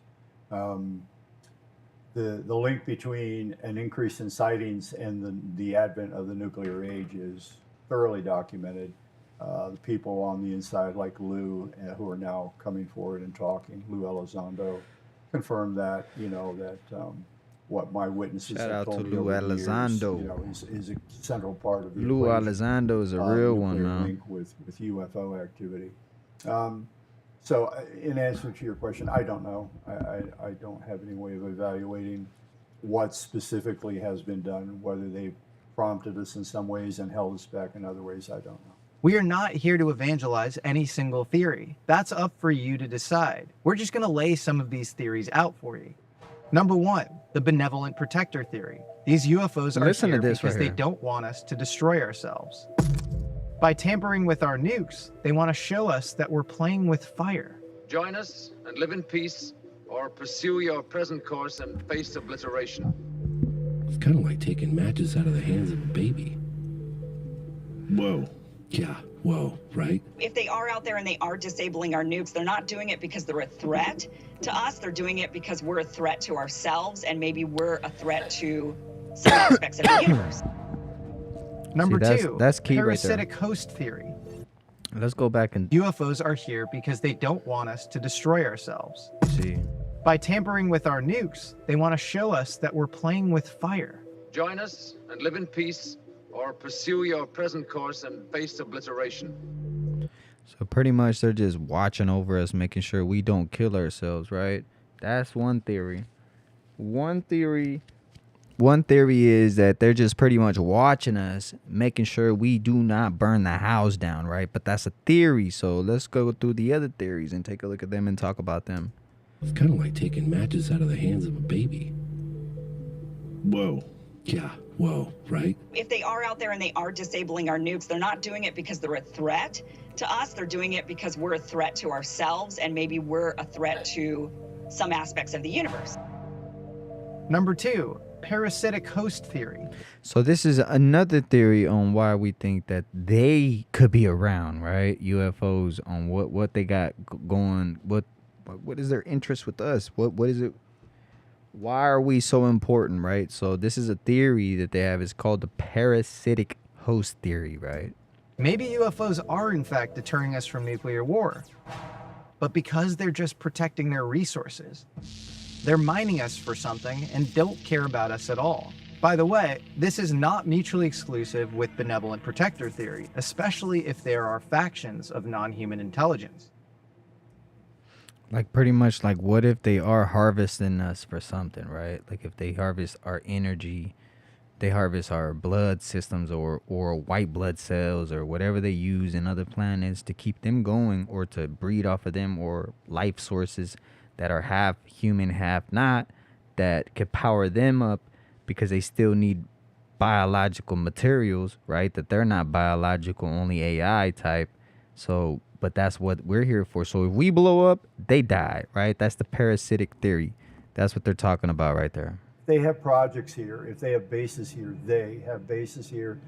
A worldwide nuclear catastrophe is going to drastically impact what they've got going on, in addition to what we as humans in our civilization have at risk. And therefore, it doesn't have to necessarily be just altruistic. It could be a self-serving motivation as well. Number 3, UFOs are somehow affected by the electromagnetic fallout from nuclear tests. So this is a pretty cool Gamma theory right radiation here too. following atomic blasts messes with the flame. Meaning this theory right here messes pretty much with everything their systems work off of, because we're like breaking into fabrics of space type, you know? UFOs and pops them into our reality. This is a very interesting theory and still very possible, but it wouldn't fully explain why UFOs show up around atomic assets when there are no nuclear blasts. That could be easy. They're just watching over it. Again, this theory is not mutually exclusive with option 1 or 2. Number 4, simulation theory. Humans are in a low-level, time-bound dimension that these UFOs have transcended. The UFOs want to monitor our ability to break out like of our Truman simulation. Show, right? One of the ways to break out would be through high-energy nuclear physics. Right now, our biggest nukes emit 80 to 100 megatons of TNT. If we get upwards of 1 × 10⁹ tons of TNT, we might be able to start ripping little holes in space-time. So aliens might be monitoring the axis of human progress in energy output as we inch out of our 3D time-bound cave. I think the 3D Tsar bomb is something like 3D 10 bound to the cave. 6th tons of TNT or something. The largest nuclear detonation, yeah. And I think once you get to 10 to the 9th and up, you know, you start to rip little holes in space-time or something like that. Very And so, important what he's saying right is now. there something around Very, very nuclear that important. somehow speaks to the fabric of space-time itself and allows us to see other worlds that might exist all the time, but we just somehow don't have the aperture? So pretty much if you do like small nukes or nukes at all like that, right? You can break into other dimensions that you don't have right now, right? So pretty much it's a for it. Almost like if you're in the simulation, right? when you blow a nuke up, boom, right? It could break into other realities, right? Almost like the quantum world. Like you're accessing the quantum world through a nuclear blast type, you know? Without this sort of nuclear leakage. What I've said, and when I hear that, Because let's go back. This is what they're talking about, right? And correct me if I'm wrong. you know, you Time. You start to rip little holes in space-time or something like that. And so, is there something around nuclear that somehow speaks to the fabric of space-time itself and allows us to see other worlds that might exist all the time, but we just somehow don't have the aperture for it without this sort of nuclear leakage? And remember, that's what the quantum computer could do. So the quantum computer, the way it's supposedly computing, right? It's that it's in other dimensions, other worlds, other realms, right? So pretty much a quantum computer somehow has the same capabilities that in this theory, because remember, it's only a theory, and this theory could possibly do the same thing, right? What they're saying, nuclear can rip holes in space, can just let us into another dimension. Like we're just popping into another dimension every time we set something off like that. I've said, and when I hear that, you know, you have to consider that every star in the universe is nothing but nonstop nuclear detonations, you know, on a vastly larger scale than what we humans do here on Earth. You know, so one would think if somehow our detonations are ripping holes in space-time, why wouldn't every star in the universe rip holes in space-time? But, you know, so that's my point. Number 5, UFOs are just secret American anti-gravity exotic propulsion co-located on nuclear bases. So that's another theory pretty much saying that it's just us. That's everything that they got going on, is all of it is us. Somebody who's gone decently deep on gravity research mid-century, I would actually entertain this. But it just doesn't account for what happened to Mario Woods and Jim Peniston at Rendlesham. Both of these guys claim to board crafts and interact with beings. This also wouldn't explain UFO sightings around nuclear bases that occur. Right, that goes out the window. That is us. Like, what about all the people that saw creatures that ain't us, you know? Early as the 40s. I just don't believe that man-made exotic propulsion technology was that good at the time. Number 6, and maybe my favorite theory. I think this is as entertaining as it is maybe unlikely, but there are apparently folks in the American national security state that say that the German Netflix show Dark points to bits of reality.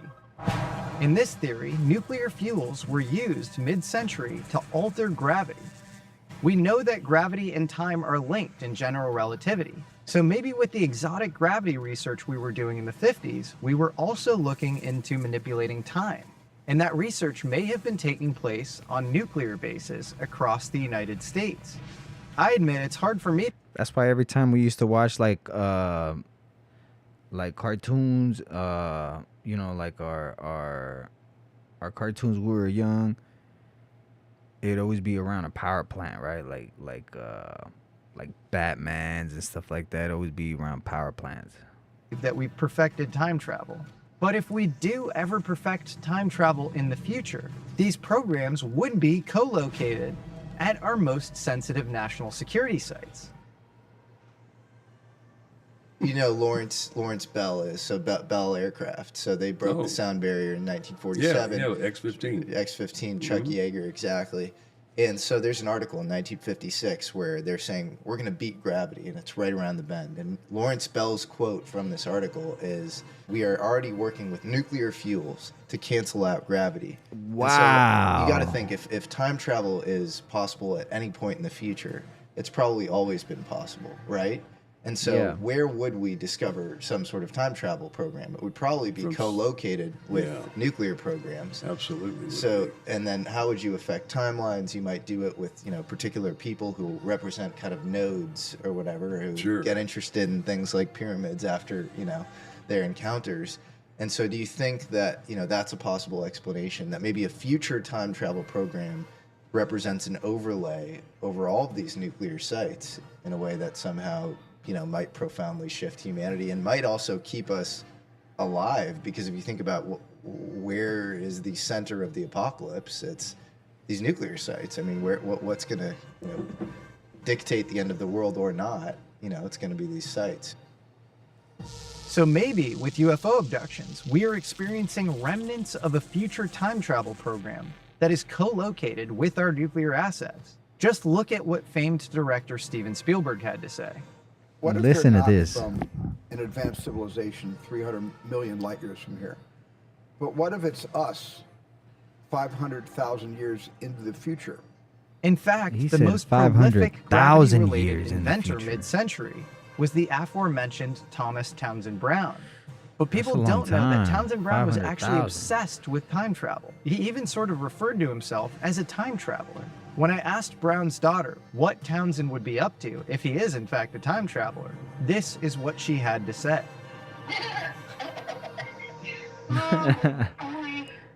If there's something happening that's truly dangerous, probably would be a good one.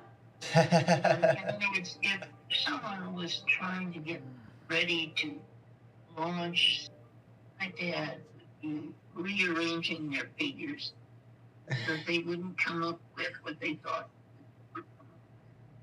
Wow. Oh, okay. Obviously, this secret time travel theory might be imperfect, or rather incomplete. It would not, for example, explain UFOs coming out of the plume of nuclear blasts. So pretty much they know everything. They know all. If anything were to happen, he'd be in the middle of it. That's for sure. That's what she said. I should also add that none of these theories really characterize the beings themselves. They could be a whole host of things. Time-traveling humans, remnants of a technologically advanced civilization co-located on Earth, all of that, or your classic extraterrestrials. And not to confuse you too much, but even these options could be false dichotomies and are not always mutually exclusive. Free your mind.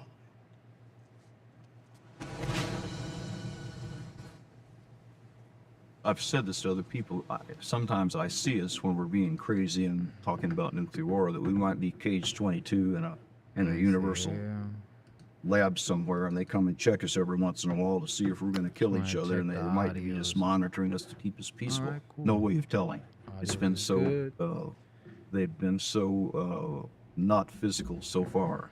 So I hope it's that, and I hope there's something good Just to wanted come to make from sure the this. audio was good.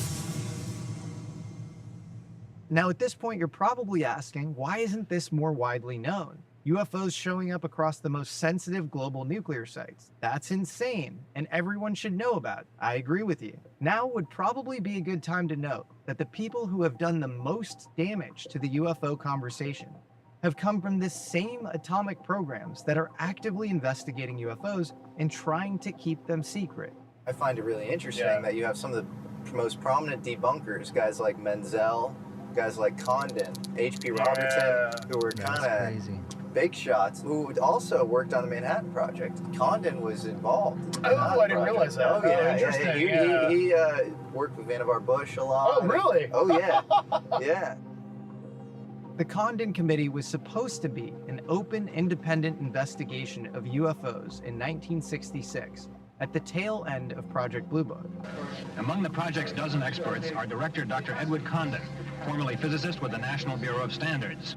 The whole project was led by a quantum physicist named Edward Condon. Quantum Force wanted to get out of physicists. this See, job. they commissioned had a study quantum from the physics University of Colorado. way Condon led the back then. studies, We're barely talking Manhattan about Project it now. alum. Like He mainstream wrote the talk about conclusion it. of the study before the study was complete, bragged about it. A lot of the scientists on the study defected publicly from the study. The study got published. The content of the study is at odds with the conclusions, but the Air Force canceled Project Blue Book anyway. Damn. What most people don't know is that Edward Condon was a complete Manhattan Project insider. He was Okay. very close to Robert Oppenheimer, having studied under Max Born with him at Göttingen in Germany in the 20s. In fact, Condon and Oppenheimer were so close that Condon was partly credited for picking Los Alamos as the focal point for the Manhattan Project. He knew the area well, having grown up around the corner in Alamogordo. He also recruited a lot of the project's early staff and wrote the Los Alamos Primer, which all employees had to read upon arrival. We would welcome not only better evidence about them, but also Briefed them, pretty much. They would do. They would brief them. suggestions as to better ways of investigation. The Condon Commission was a supposedly independent UFO review panel, paid for but not influenced by the Air Force. But later, from verified letters, we learned that Condon was closely coordinating with Air Force Colonel Robert Hippler, who had expressed pretty clear written desire that all previous UFO research, including Project Blue Book, be shown as a waste of time and money. Condon successfully performed his hit job. Blue Book ended, and UFO research would become quackery for another 50 years. They didn't Now want to fast study forward this to stuff today. back in the day, man. Arrow is a member of They the didn't even Department want of to talk Support about to the it. If you administration's talked Tiger about it, you Team were effort crazy to back in deal the with day. stratospheric objects such as the PRC high-altitude balloon. Arrow continues this tradition of downplaying, dismissing, or even possibly destroying UFO evidence after having some pretty interesting ties to nuclear programs. In early 2023, January 2023, Kurt McConnell, who is a retired Senate Armed Service Committee investigator, contacted me and said, Arrow wants you to get together some of the veterans who had experiences at nuclear weapons sites, and they want to interview them. Would you be willing to do that? So long story short, I think it was 11 people, veterans I had interviewed over the years, went and spoke with Arrow. And so at some point, this would have been March of 2023, Kurt McConnell sent me an email saying, I drove Lou down to his interview with Arrow. On the way back from his interview, Lou told me that he told Kirkpatrick that he had seen the Big Sur film, the shoot down of a dummy nuclear warhead by a UFO that Dr. Bob Jacobs has talked about for decades and decades. Lou told Kirkpatrick where he had seen the film. It was in a safe drawer, I was told. And Kirkpatrick allegedly went and looked at tried to find it and claimed it was not there. He's now left Arrow, but he is part of the, supposed official UFO review program. And so we're now saying that actually UFO programs were probably really bound up with American atomic programs since kind of, 1940s, 1950s. And you look at Sean Kirkpatrick's track record and his resume, when he was 17 years old, he was given a grant by the Department of Energy because of, impressing them at Brookhaven Lab. Or I think he went to Brookhaven 17 Labs years as a result old. of this grant or something. He worked at Oak Ridge National Laboratory, clear atomic site, one of the oldest ones in Tennessee. If you look at some of his ResearchGate papers, they're very interesting when it comes to the UFO phenomena. That's all I'll say. I think viewers should go, look up, some of this stuff. Wow. His company was released, I believe, and it was called Nonlinear, LLC, something like that. Nonlinear algebra is one of the things that, you need when studying gravity and some of this kind of weirder stuff. And then finally, the only thing he consistently says is, we have no evidence of extraterrestrials. He always says that, extraterrestrial. Extraterrestrial is an extrapolation. That is a conclusion that you've come to, that this thing is definitely from Zeta Reticuli or Proxima Centauri or some other planet. Right. So it's very easy to say that and act like you're not lying When of course we don't have evidence. There are probably theorists still working on where these things are from. Are they from other planets? Are they from different dimensions and time? Who knows? Right. But it's very easy for him to do that, and he just rests on that over and over again. So when I wrote to the veterans, I'm still in touch with roughly 20 people that I interviewed years ago, and I still have contact information for them. So I wrote to all those guys. I think it was 11 of roughly 20 who agreed to speak with Arrow. In the email that I sent to these guys, I said, my opinion is that Arrow is a front. It's the Condon Committee 2.0. In my opinion, Kirkpatrick is a shill for somebody, possibly CIA, DIA, NSA, whoever. Somebody. I said, you can, talk your heart out and describe what happened to you in the missile field, but they're not going to take it seriously. But I might be wrong, and on the off chance that miracles sometimes happen, maybe your testimony will have some impact, and therefore I urge you to go and speak to Arrow.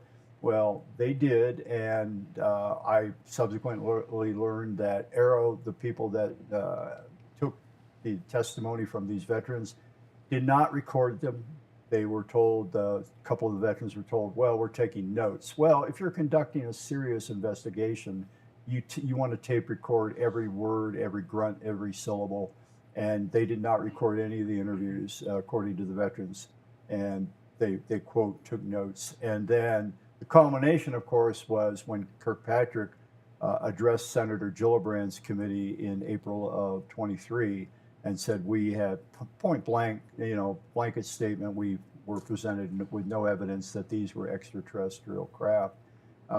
And all the veterans immediately, over the course April of 23 days, wrote to me '23. and said, they betrayed us. Arrow betrayed us. Kirkpatrick betrayed us. We stuck our necks out and talked about UFOs shutting down our nuclear missiles in the 60s and 70s, before, decades before we or the Russians or the Chinese had any technology that could have done what we saw with our own eyes. Wow. Clearly it was something off Earth going on, and yet, we stuck our necks out, talked to Arrow, and that's what this guy says to Congress. yeah, you have these American patriots who signed up to guard our most important national defense assets, who've been traumatized by what they've seen and just want the American public to know the basic ontological truth of what they've experienced, and which is an experience that is widespread and it's global, and it's not conferring any sort of advantage to an adversary by letting this out. Yeah. And you have this guy in Kirkpatrick, and this is why I think it needs to be more widely known, because I think I've heard that a lot from people on the inside, where it's like hoping on a prayer. I mean, I think Arrow is worthless, but maybe I'll testify,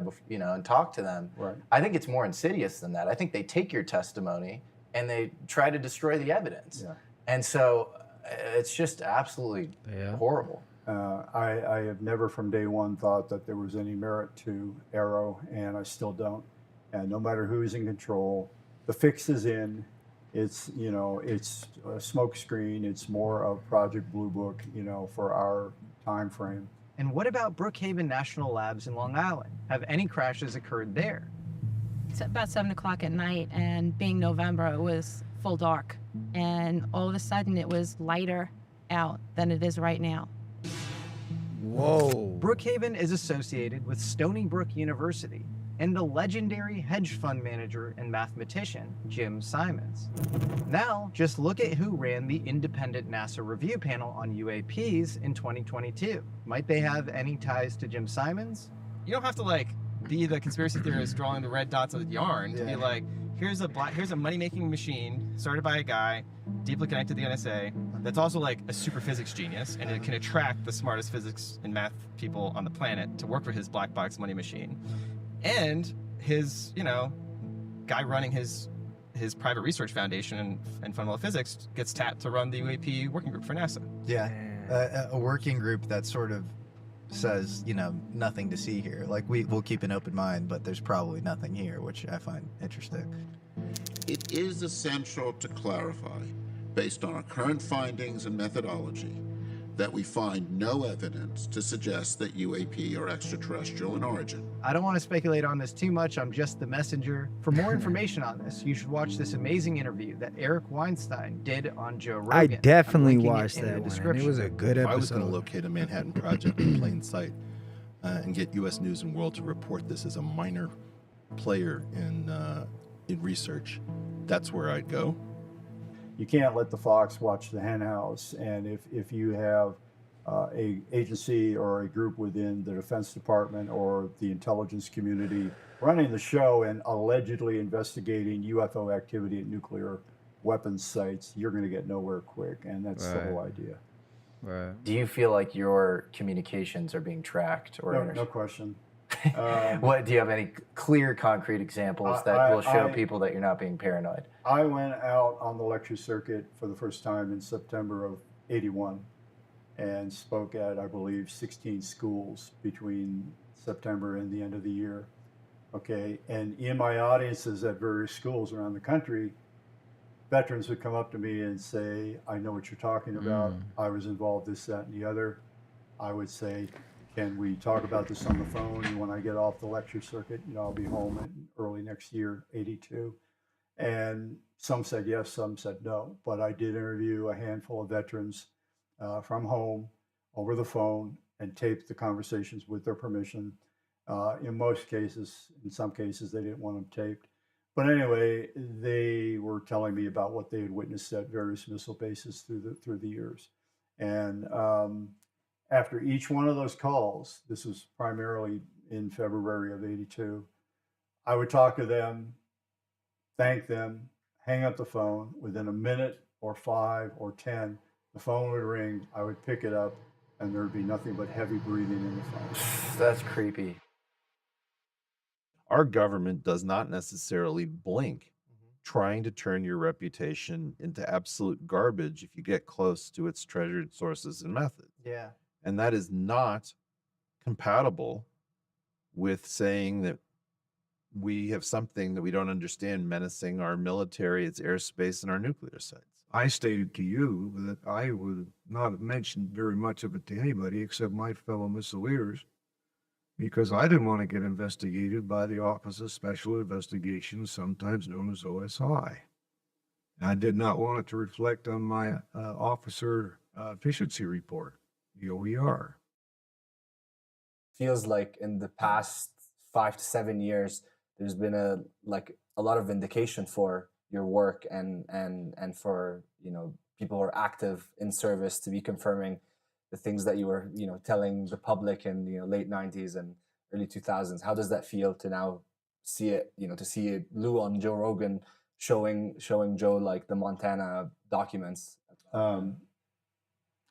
I don't recall whether we discussed this yesterday, but in the New York Times article that came out in December of 2017, Leslie Kean, Ralph Blumenthal, that basically exposed ATIP to the world. In the article, they mentioned that ATIP's scientific advisor was Dr. Hal Puthoff. And I was shocked because in 2005, I reached out to him to help me write a chapter in my book on faster than light travel. I knew that he had done a peer-reviewed paper on it. So, and then in '08, when the first edition of UFOs and Nukes came out, he suddenly wrote to me and said, I need 4 copies of the book shipped overnight. And I checked into it. It was going to be $115. And I got back to him and said, what's the rush? That's a lot of money. Just let me send it media mail. And he said, Robert, day after tomorrow, I have a meeting with some movers and shakers in Washington, and I'm going to distribute your book. And what I didn't know until this was December of '08, what I didn't know until January of '18, once the New York Times story came out, Hal had given copies of my book to the ATIP members, at least Lou, and it turns out Senator Harry Reid was given a copy. Now, just last December of '23, George Knapp interviewed me for a Netflix documentary that's coming up. And before he started asking me questions, he said, are you aware that Harry Reid had read your book and it was one of the reasons he had sought funding for OSAP? And I said, really? And he said, he told me that point blank. And, there were a number of reasons that he felt that there had to be a new UFO investigation. But apparently the witness testimony contained in my book was one of the reasons that he decided that had to be done sooner rather than later. So that feels good to know. It feels good to know. That should be vindicating. I mean, I'm 74 years old, and it just seemed like decades have gone by where not much progress has been made in terms of public awareness.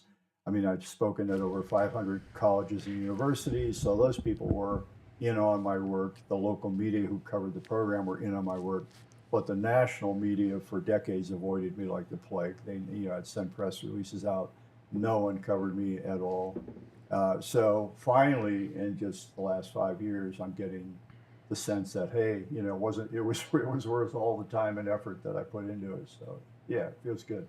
And it's interesting. We're going to get into some of the deeper roots as to how you got attracted. Takes time, man. It takes time. All the UFO stuff. But, the nominal story in UFOs and Nukes, at least, is that you were a janitor and your father was stationed at Malmstrom Base in '67, and you were learning about radar theory, and a radar operator calls you over. You see these unknowns. Right. I think in many ways, Hal Puthoff has a similar story where he sort of stumbled upon the UFO stuff. He ran the CIA's psychic spy program. And I think a lot of these remote viewers would see beings, in various places on, the dark side of the moon. In Ingo Swann's case, elsewhere, and Joseph McMoneagle saw bases on Earth. Right. And I think that got him up to speed on, okay, maybe there's some other presences. That was important right there. Let's go back. Being psychic spy program. Listen to this. And I think a lot of these remote viewers would see beings, in various places on, the dark side of the moon. In Ingo Swann's case, elsewhere, and Joseph McMoneagle saw bases on Earth. Right. And I think that got him up to speed on, okay, maybe there's some other presences out here. He then joined, this is the part of the story people don't really know. He then joined something called the Advanced Theoretical Physics Group, ATP group. And it was him and Oki Shannon, who was, physics lead at Los Alamos, project lead there. John Alexander, who has a long history in this, and I think is sort of maybe tied in with the DOE or something. And they're all sort of studying, and I think Eric Davis probably joined later, and they're all studying, the physics of UFOs. Like, how would this stuff actually work theoretically? And I think Puthoff figured out a lot, and I think he's much deeper than people realize on the actual science of this stuff. Yes, sir. So somewhere, well, I saw a video, and I think it was McGonigal. Yes. Was called to the Pentagon one day and was told to go to this room, and he goes in and he said it was like a broom closet, but it had a table in it. So he sat down, and if I remember the story correctly, someone came in and said, we want you to use a remote viewing for this site. And the story is that he basically saw a UFO hovering over a nuclear missile, which I thought was pretty interesting. So Joseph McMoneagle, for people that don't know, has done more televised remote viewings than anybody in the world. Damn. He was known as remote viewer #1. Wow. And he was, the most talented and most consistent psychic spy for the Stargate program. Also, talk about this stuff running in families. He happens to be the nephew of Robert Monroe, who was doing all sorts of consciousness studies. They, still has in his namesake the Monroe Center in Virginia, named after him. And McMoneagle lives in Faber, Virginia, right around there. And I remember being on the phone with Joseph McMoneagle once, and he was saying, yeah, it's crazy. The ET stuff is definitely real. He was giving me all this interesting evidence and talking about the remote viewing stuff. And then he said something that I will never forget. He said that I think we might be turning into these ETs or something. They might be sort of prompting us to turn into some of them. I can't help but wonder if we're on the precipice of a massive revolution in human consciousness, where we either evolve there together or we bifurcate and still evolve there, but in a very different way. We will have our minds expanding. There will be a paradigm shift. Traditional institutions such as religions, governments, other social institutions may indeed be threatened by what is coming. Hey. That is just a logical consequence of what is about to occur. Wow. I want to thank the legendary Robert Hastings for his multi-decade-long, tireless dedication to telling the stories of these brave patriots who just want a broader surface on an ontological truth that is global, ubiquitous, and should not be classified.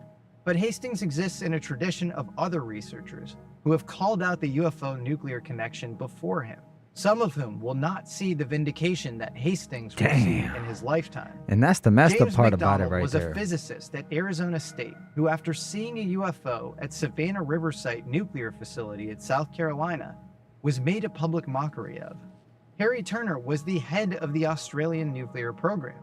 He became very convinced in the UFO nuclear connection, writing candidly that he thought the Americans had gone much deeper on UFOs and anti-gravity than the fake Air Force Project Blue Book would have you believe. Damn. Turner was well acquainted with the UFO nuclear link due to many unusual occurrences in Australia's own atomic test range.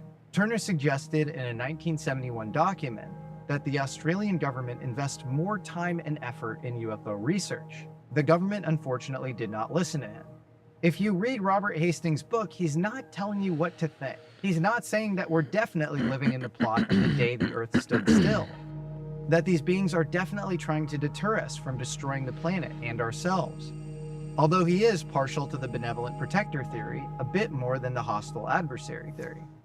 Hastings' main point is a scientific one, that we can't just throw out the testimony of almost 200 stand-up patriots who are screened for their mental health and say that they are seeing UFOs repeatedly showing up in sensitive American airspace. That's just bad science and bad thinking. But I will say, our world is truly on the brink, and there's likely just a narrow path ahead. We can react to these nuclear-linked UFO sightings in one of two ways. We can clamp down, or we can reach out. Perhaps the message that a 23-year-old Mario Woods got from the beings he encountered are the most relevant here. I kept hearing over and over, do not fear, do not fear. What do you hope the world gets from your testimony? Understanding, perhaps, or possibility of, not to think that they're here to defeat us, because if they were, we wouldn't be having this conversation. That's right what now. I say right there. Can you talk to me? Can you hear me? God is good. God is good. God is good.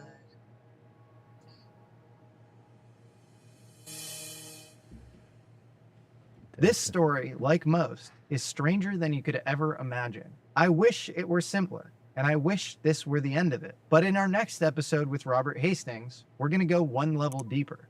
I always cite you when I speak to UFO skeptics because, as evidenced by this interview, you don't miss a name, a date, the setup of all these Air Force bases and nuclear sites. And so I cite you to skeptics who need that level of rigor. They need this repeatable thing in the form of the nuclear connection. And so I think it is incredibly courageous that you've written a second book, and it's called Confession. And it's really a revelation around what you've experienced personally around the phenomena. And it feels like you were maybe worried about putting this out very reasonably because you thought it would hurt your credibility. Right. You have had some of your own experiences with these entities and their crafts, is that right?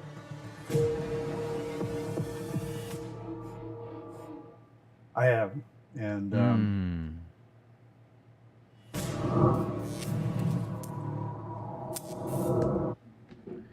Well, guys, we're going to go ahead and end it right there. And thank you guys for tuning in. I just want to say thank you. And I'm almost reached to my 900 subscribers. Well, I'm actually at 900 now, but almost reached the 1,000 subscribers. And I just want to say thank everybody, man. It's been a blessing to be able to meet the people that we've met. And I just want to say thank you. Thank you for sitting there tuning in as much as you guys have this last month or so. And it's just been a blessing. I'm honored to just keep doing it. Just want to say thank y'all. To the next one, guys. I'll see you.